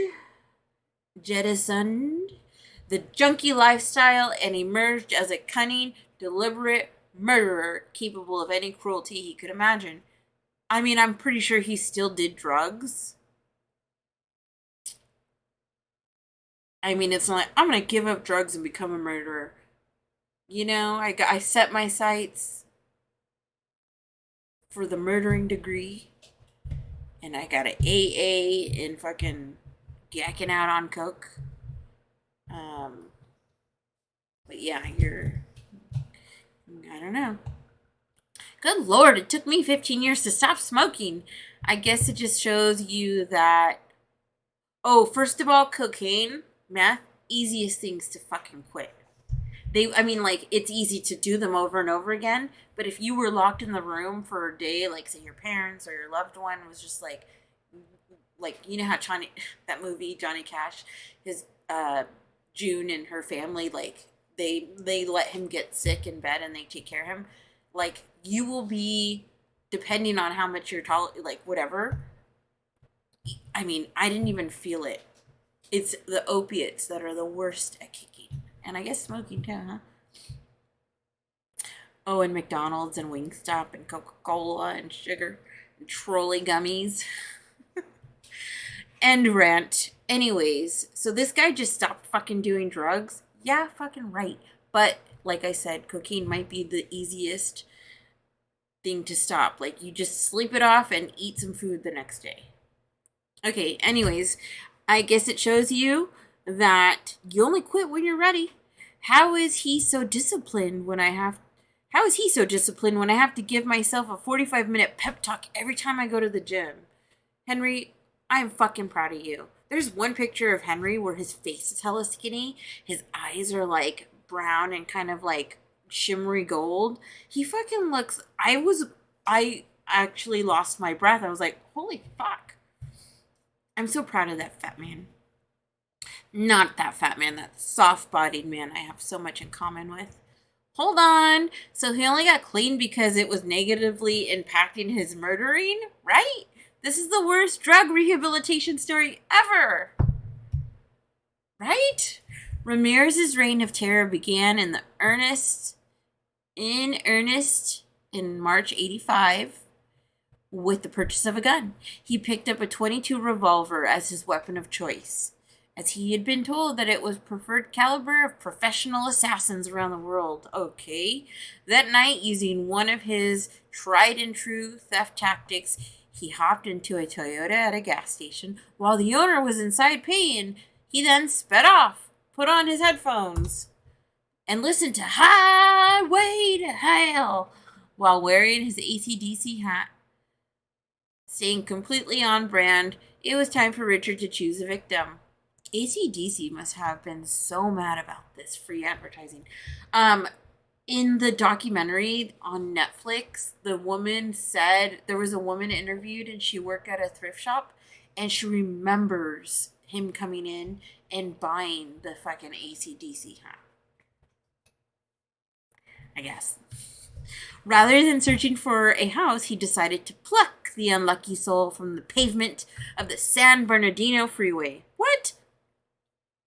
Maria Hernandez was driving her gold Camaro back. Sweet-ass Camaro. Hell yeah, that Camaro.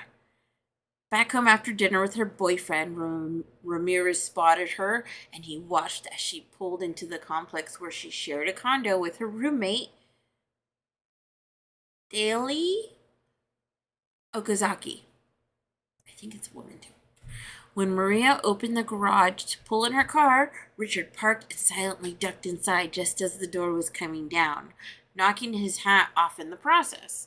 Maria walked toward the door with her keys in hand, only to find Richard Ramirez was in a combat pose. What was he like? I don't know. You know how like when the guy, like Steven Seagal, instead of having a knife and going like this, does this look right? Okay, am I holding it right? Yes, I look so dumb. They hold it like this, and he's like, whoosh, whoosh, whoosh. I don't know. I like Steven Seagal movies. Love the fat man with a knife and boots. Combat pose. Okay, so he's drawing on the skills that came from his cousin Miguel. His Vietnam experience. His fucking sick-ass cousin who shot his wife's in the face and showed him. Oh wait, maybe I'm getting it wrong. No, I'm pretty sure that's him. And fucking shot her in the face, showed him all the nasty photos. Yeah, he's gonna pretend he's his cousin, and he's like, my dad owns a dealership. No, my cousin was in Vietnam, so he taught me things. Okay? And he was hunting for wolverines. She gave a panicked plea for mercy and brought her hands to her face. But Richard fired.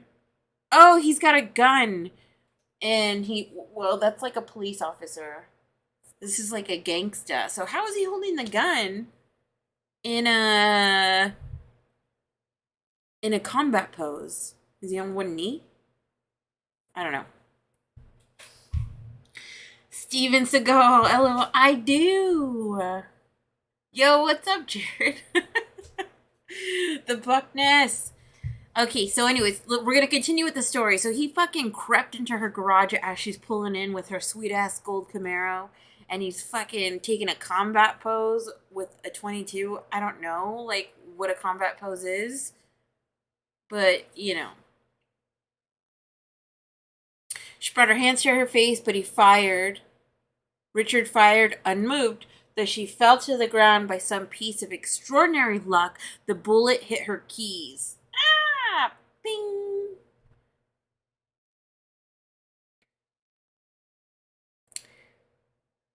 She ingeniously played dead. Good job. Mystified at her fortune, but her roommate would not be so lucky. Dale, or I mean, I want to call her Dale or Daily. Hey, you guys! What's up? Welcome. I'm reading Richard Ramirez. He just fucking went in this girl's garage, shot her in the face, and the bullet ricocheted off of her keys that she was holding. But then he goes inside to her Japanese roommate. She was in the kitchen when she heard the gunshot, and when she saw the black-clad maniac enter, she ducked behind the counter. Ramirez waited silently, and when Dale poked her head up to see if the coast was clear, he fired a single shot into her forehead, killing her instantly. Hell no, haven't you seen, like, Jurassic Park? You get on the floor, and then you crawl, and then you get inside the little cabinet, and then you close the cabinet door, and you just stay there until the raptor goes. Meow. Anyways, sorry, lady. Having accomplished his mission of murder, Richard walked out of the front door to find that his first victim had seemingly risen. Oh my god, girl. Risen from the dead and had walked around the building to the front door. He pointed the gun at her, but this time her pleas for mercy were heard. Ramirez lowered the weapon, got in his car, and sped away to the freeway from whence he came. But the single murder hadn't been enough. He quickly spotted a 30-year-old law student named Veronica Yu and followed her when she exited at Monterey Park, just a few miles from the scene of the first murder. But Yu was an observant woman, so she stopped to let Ramirez pass. And when he did, she started following him, yelling angrily. He got out at the red light and walked back. What? She's like, where the fuck you following me? What do you want? What do you want? Remember, I know what you did last summer? Sorry, I'm all over the place tonight. Anyways, but Yu was having none of it. Tiring of the situation, Richard grabbed her, tried pulling her out through the window, but when he couldn't do it, he opened the passenger door and shot her in the side. The second shot came as she tried to run from the door and she fell to the ground, screaming as Ramirez returned to his stolen vehicle and drove away. That's how he drove. I'm on a highway to hell. You was still alive when the first responders arrived, but she didn't survive her trip to the hospital. Damn. I would be so pissed if that was me. I'd be so angry if I died. Within a day, veteran detective Gil Carrillo, the Los Angeles Sheriff Homicide Division, followed a hunch and made the connections between the two murders. When the ballistics were returned, the bullets didn't match perfectly, but it was determined that that's their fucking bad, because it obviously was from the same fucking gun. Idiots. Sorry, police work just drives me nuts. I mean, it's not like I'm a police officer and I do police work, but all the times I hear of police not doing sufficient work. You know what I'm saying? Especially, like, being a true crime fan. Especially with the Lost Podcast Boys. Fucking police. They fucking suck. And I've been watching all kinds of new true crime videos on YouTube. Called That Chapter with this, what is he? He's an Irish lad or Scottish lad. He always says shite. Anyways, so many cases go to police work being like, eh. You know what I mean? Anyways,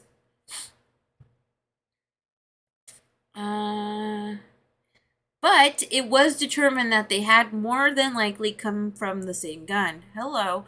That being said, the murders had been senseless to the point where no motive could be discerned.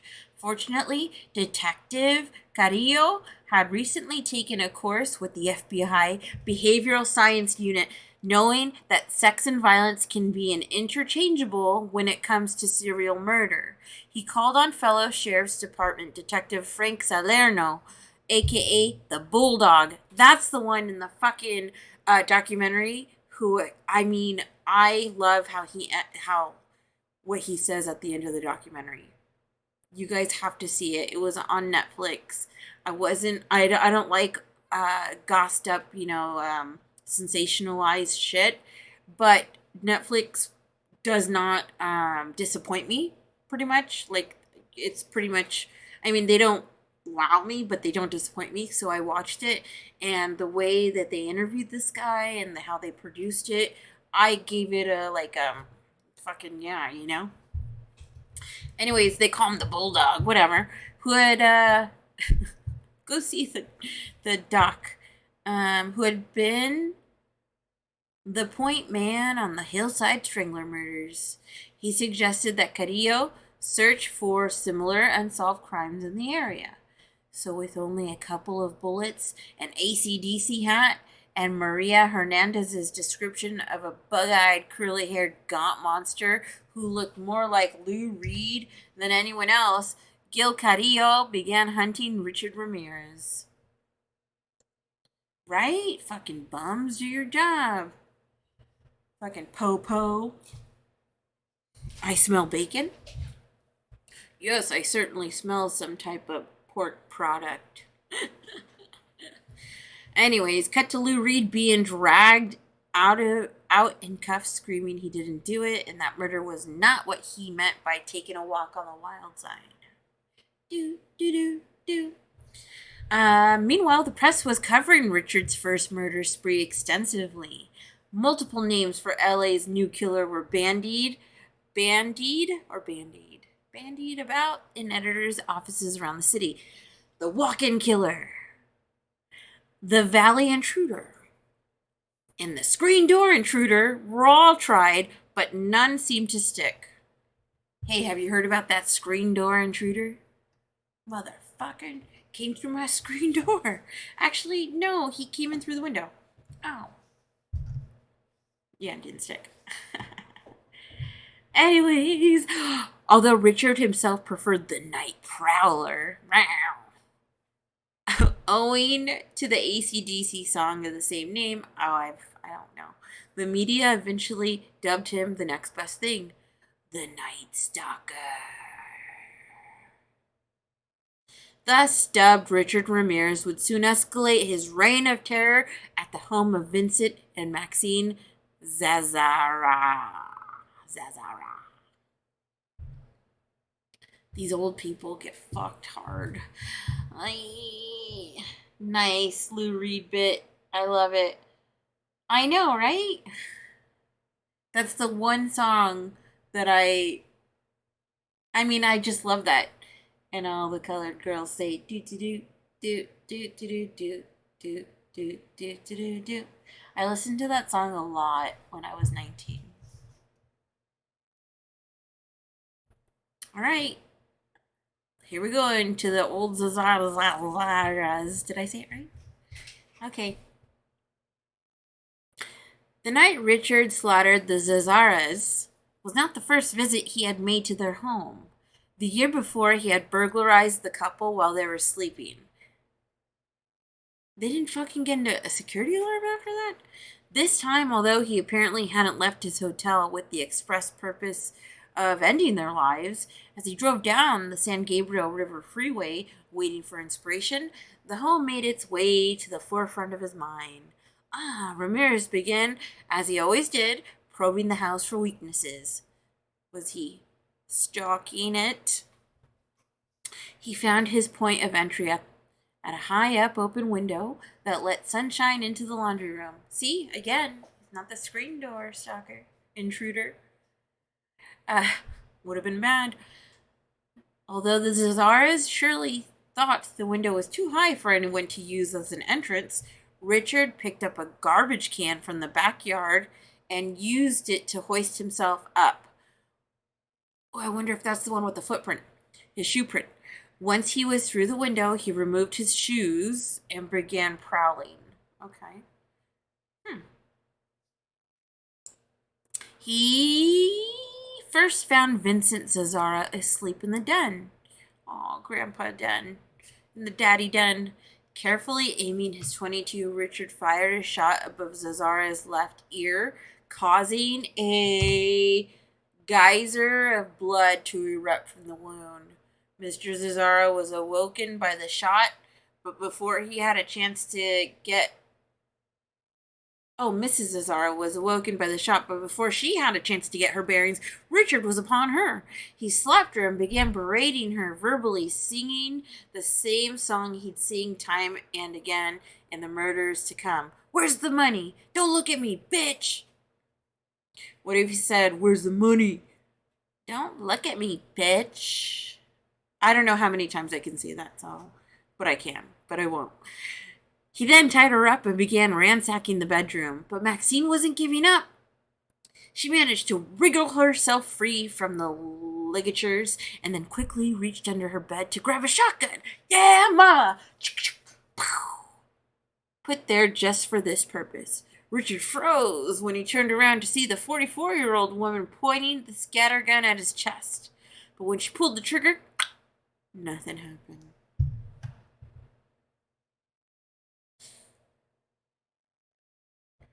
Oh, dingus. Nothing happened! What's the point of having a gun if it's not loaded? Especially for protection. I mean, like, if you're a dad and you go hunting and you got guns, yeah, they're gonna be not loaded in a fucking, like, what are those cases locked in the closet. But if you live in fucking a place where your shit has been jacked before and you have a shoddy, that shoddy shit, and it's just you and your elderly husband, and it's somewhere where you guys, it should be loaded. End rant. Alright, so anyways, she fucking, boom, nothing. Aw, bitch, you done fucked up, right? That's what's happening right here. Her husband had taken out the shells the week before during a visit from their grandchildren. I don't know how I feel about that. Richard had been briefly shocked and terrified by the close call, but those feelings were quickly supplanted by rage. He raised his gun and shot Zazzara 3 times and beat her mercilessly as she lay bleeding out. But he didn't stop there. Finding a 10-inch carving knife in the kitchen, he brought it back and tried cutting out her heart. But as his anatomical knowledge was non-existent, he failed to breach the rib cage. Instead, he decided that her eyes would make an equal gruesome trophy. He cut the lids away, forced her eyeballs from the sockets, and placed them in a jewelry box. Then the stabs continued. One to the neck, one to the stomach, and multiple wounds in the pubic area. What a psycho. Finally, he attempted one last degradation. Ew, necrophilia, after he cut her privates? Like, it's just so... Yeah. But the shock of his near death made it... Oh, he couldn't get it up. Or so he said, so he put his shoes back on. Oh, he could have done anal. But... he gathered up the valuables he could find and fled the scene to fence his ill-gotten gains. Fucking pawn shops. He goes into the Las Vegas Pawn Stars, and they're like, best I can give you is a fucking, you know the meme. Afterward, Ramirez returned to a residence where he felt comfortable. All too fitting considering his history of hauntings and mysterious deaths, the Cecil Hotel. This Cecil Hotel is also in a documentary that I watched about that Asian girl, the Lamb. Lisa Lamb.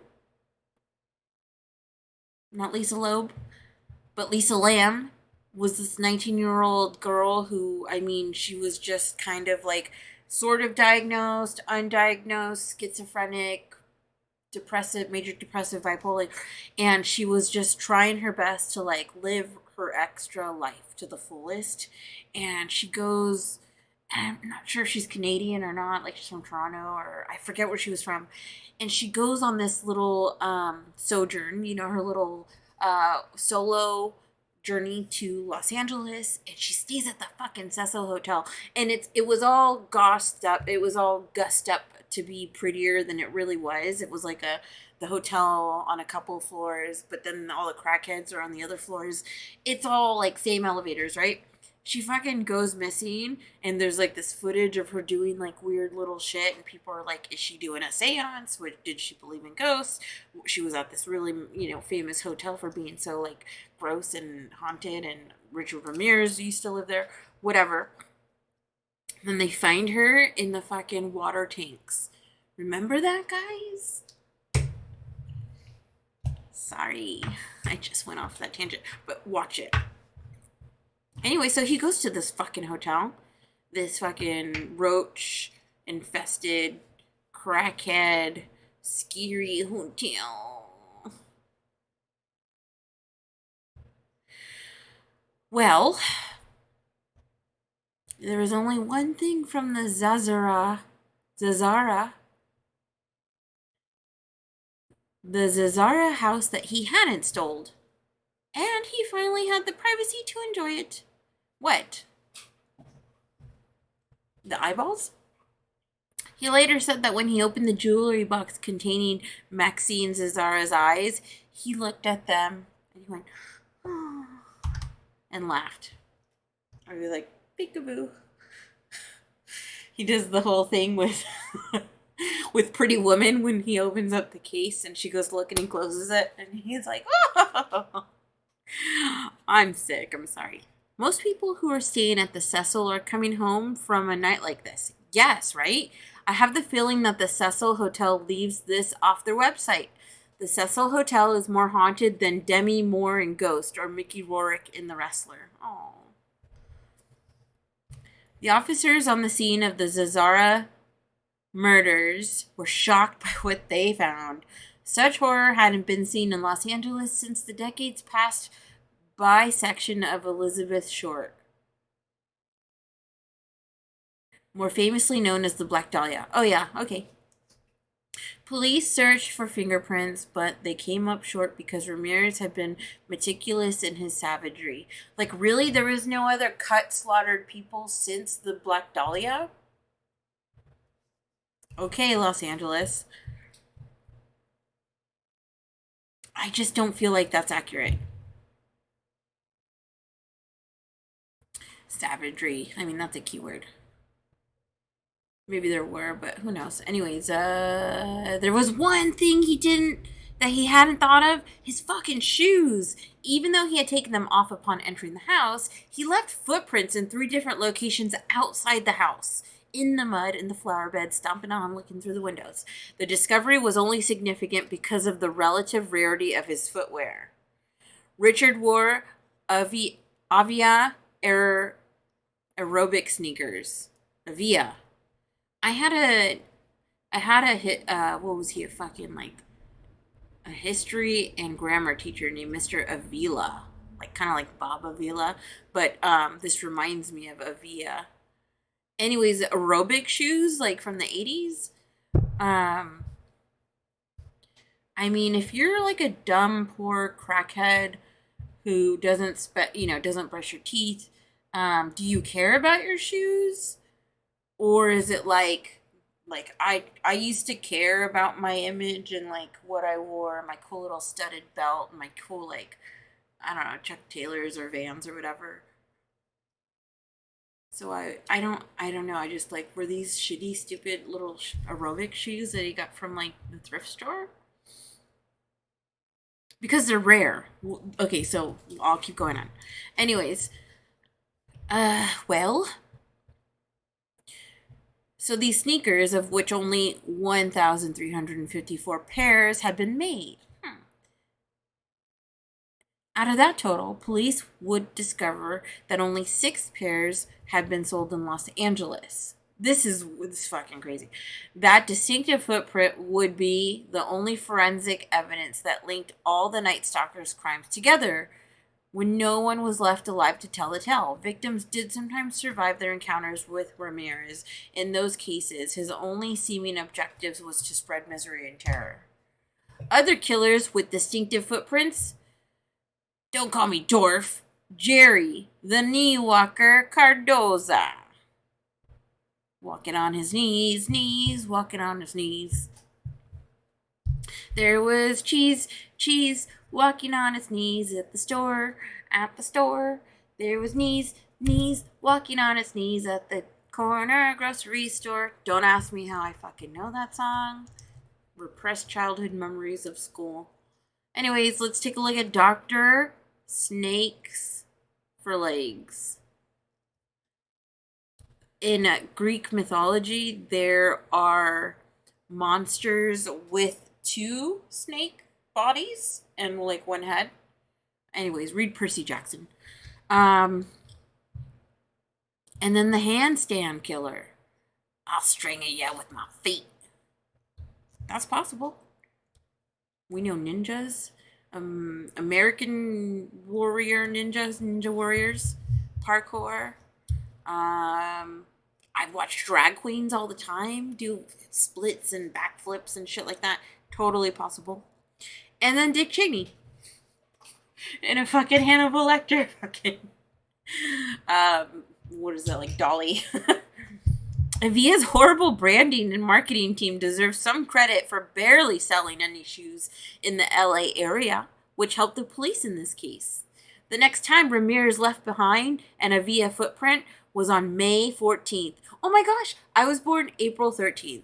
So this was a month and a day after my fucking birthday. You freak.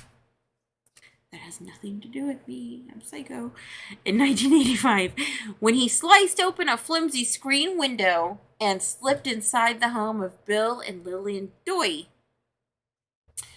Did you ever say that to your friends? Doy.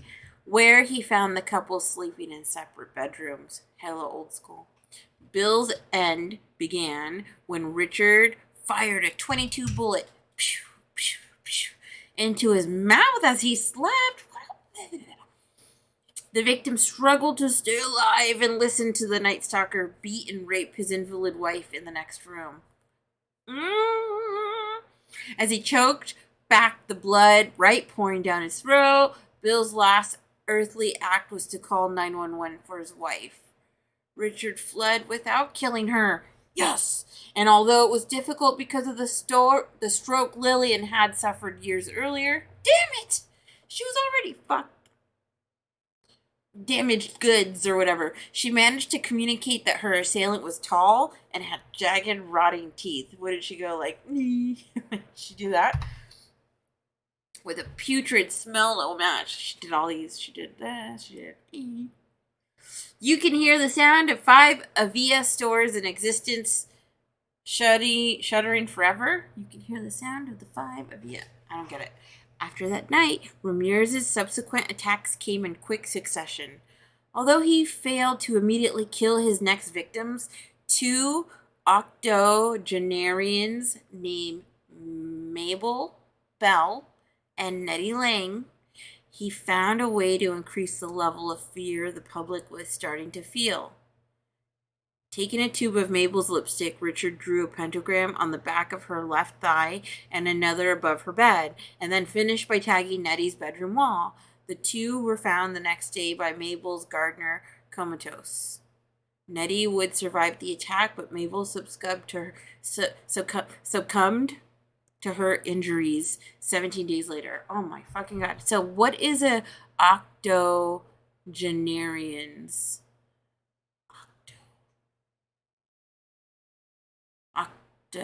Octo, the root word is 8. Genarian.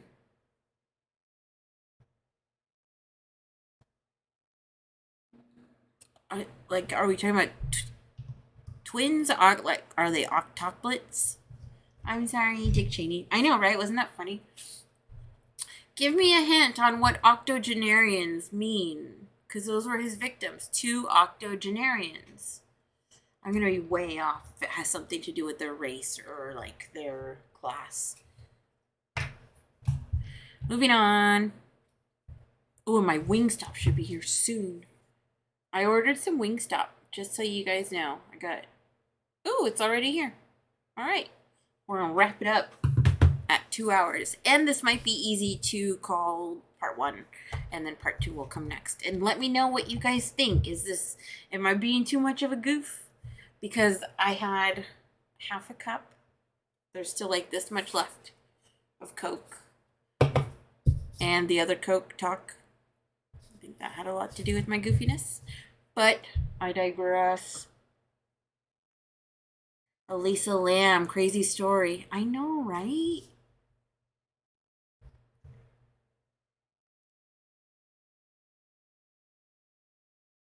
I only like true crime when I get it from the boys.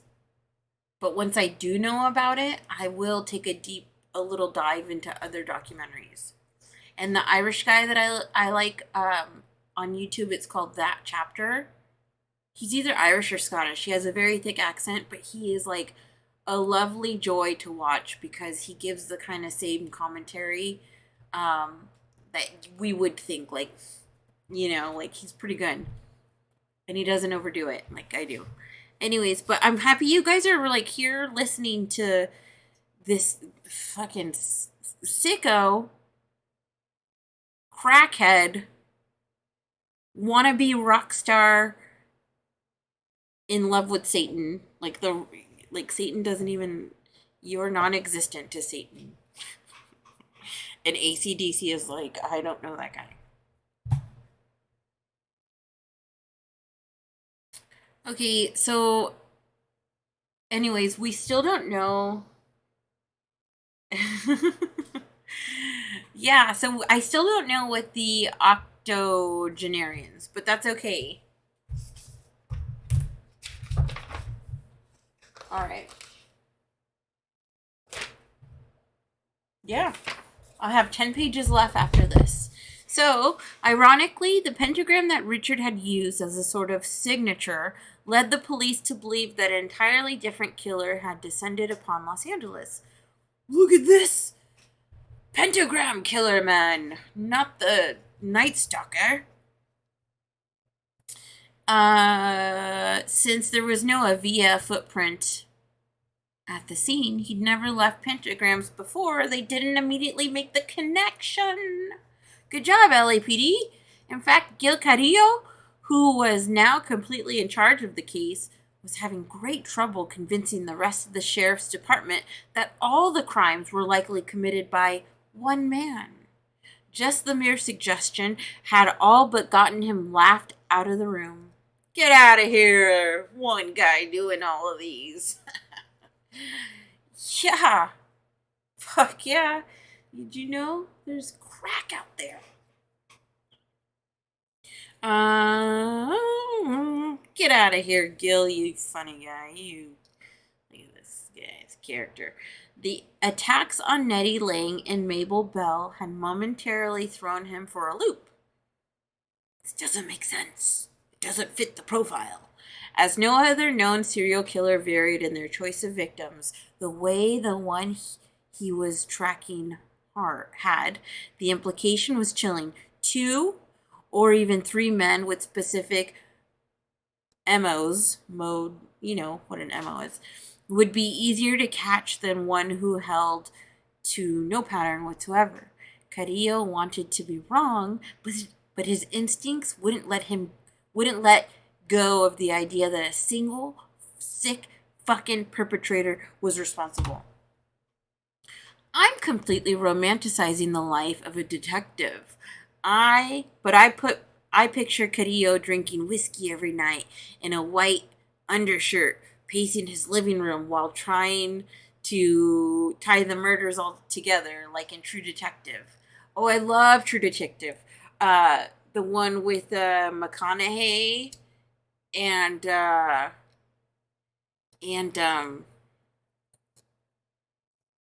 you know, Woody Harrelson. Octogenarian, someone aged 80 to 89. Sandra, I'm so happy you're still here. Octogenarian, someone in his or her 80s. Non-genarian, someone in his nana. Centenarian, someone 100 or more. Fuck, you guys rock, dude. I like True Detective. That was a good one. It was heavy. It was heavy because it was so serious, right? It was so serious, and the way it was shot and filmed, it's like what? It's like an art piece to me. I don't know. The guys did a great job. Richard's next victims were 42-year-old Carol Kyle and her 11-year-old son Mark. They were wrenched from their rest by a litany of terrifying catchphrases. Wake up, bitch. Don't look at me. Scream and you're dead.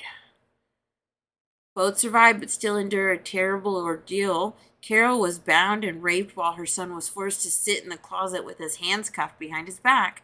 After the vile act, Richard decided on a whim to let the woman and child leave for reasons unknown even to him.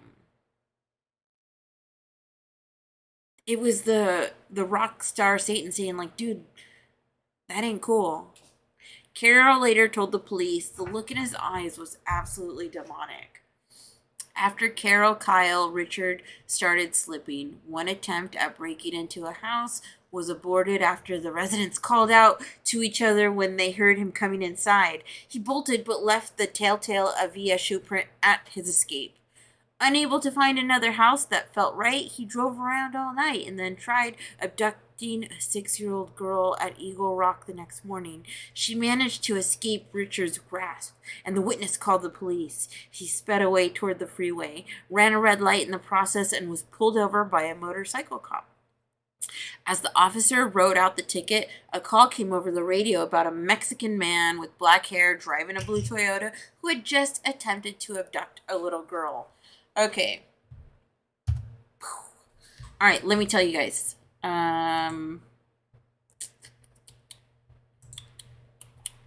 So, just going to leave it here on this photo real quick. What I love about the Richard Ramirez story is that he gets his fucking ass beat in the street. I'm pretty sure he's running through like a Chicano neighborhood, and they fucking whoop his ass because he tries to steal a fucking car after he was seen. I don't mean to spoil the story, but this is so fucking old. But it goes. He gets a backyard beat down, but like to the realest degree. So sorry, spoiler alert. I want to thank you guys for being here with me tonight. I think what did I do before? I did John Wayne Gacy before, and I did it in 2 parts, and I did it to a point where I had no idea how to tinker with the stream stuff, but I'm learning as I go.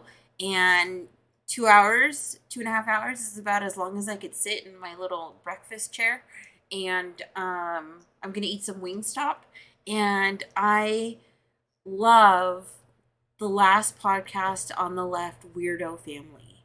Like, if you don't have the book, I'm glad you're here to like look at it with me. I encourage you to get it. I think after if I upload this to YouTube so people can look at it for reference later, which I don't know why, but I will put the links for the book where you can get it. And they say to get it from the distributor and not from Amazon. So like we can totally do that. Anyways, thank you guys. I hope you guys have a great night. And yeah, thank you so much for showing up.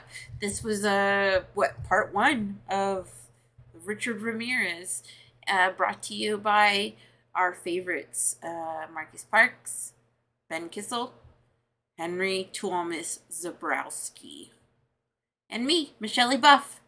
Thanks, guys. Good night. Bye. Goodbye. Here, I'm going to pose, and then I'll end it like that.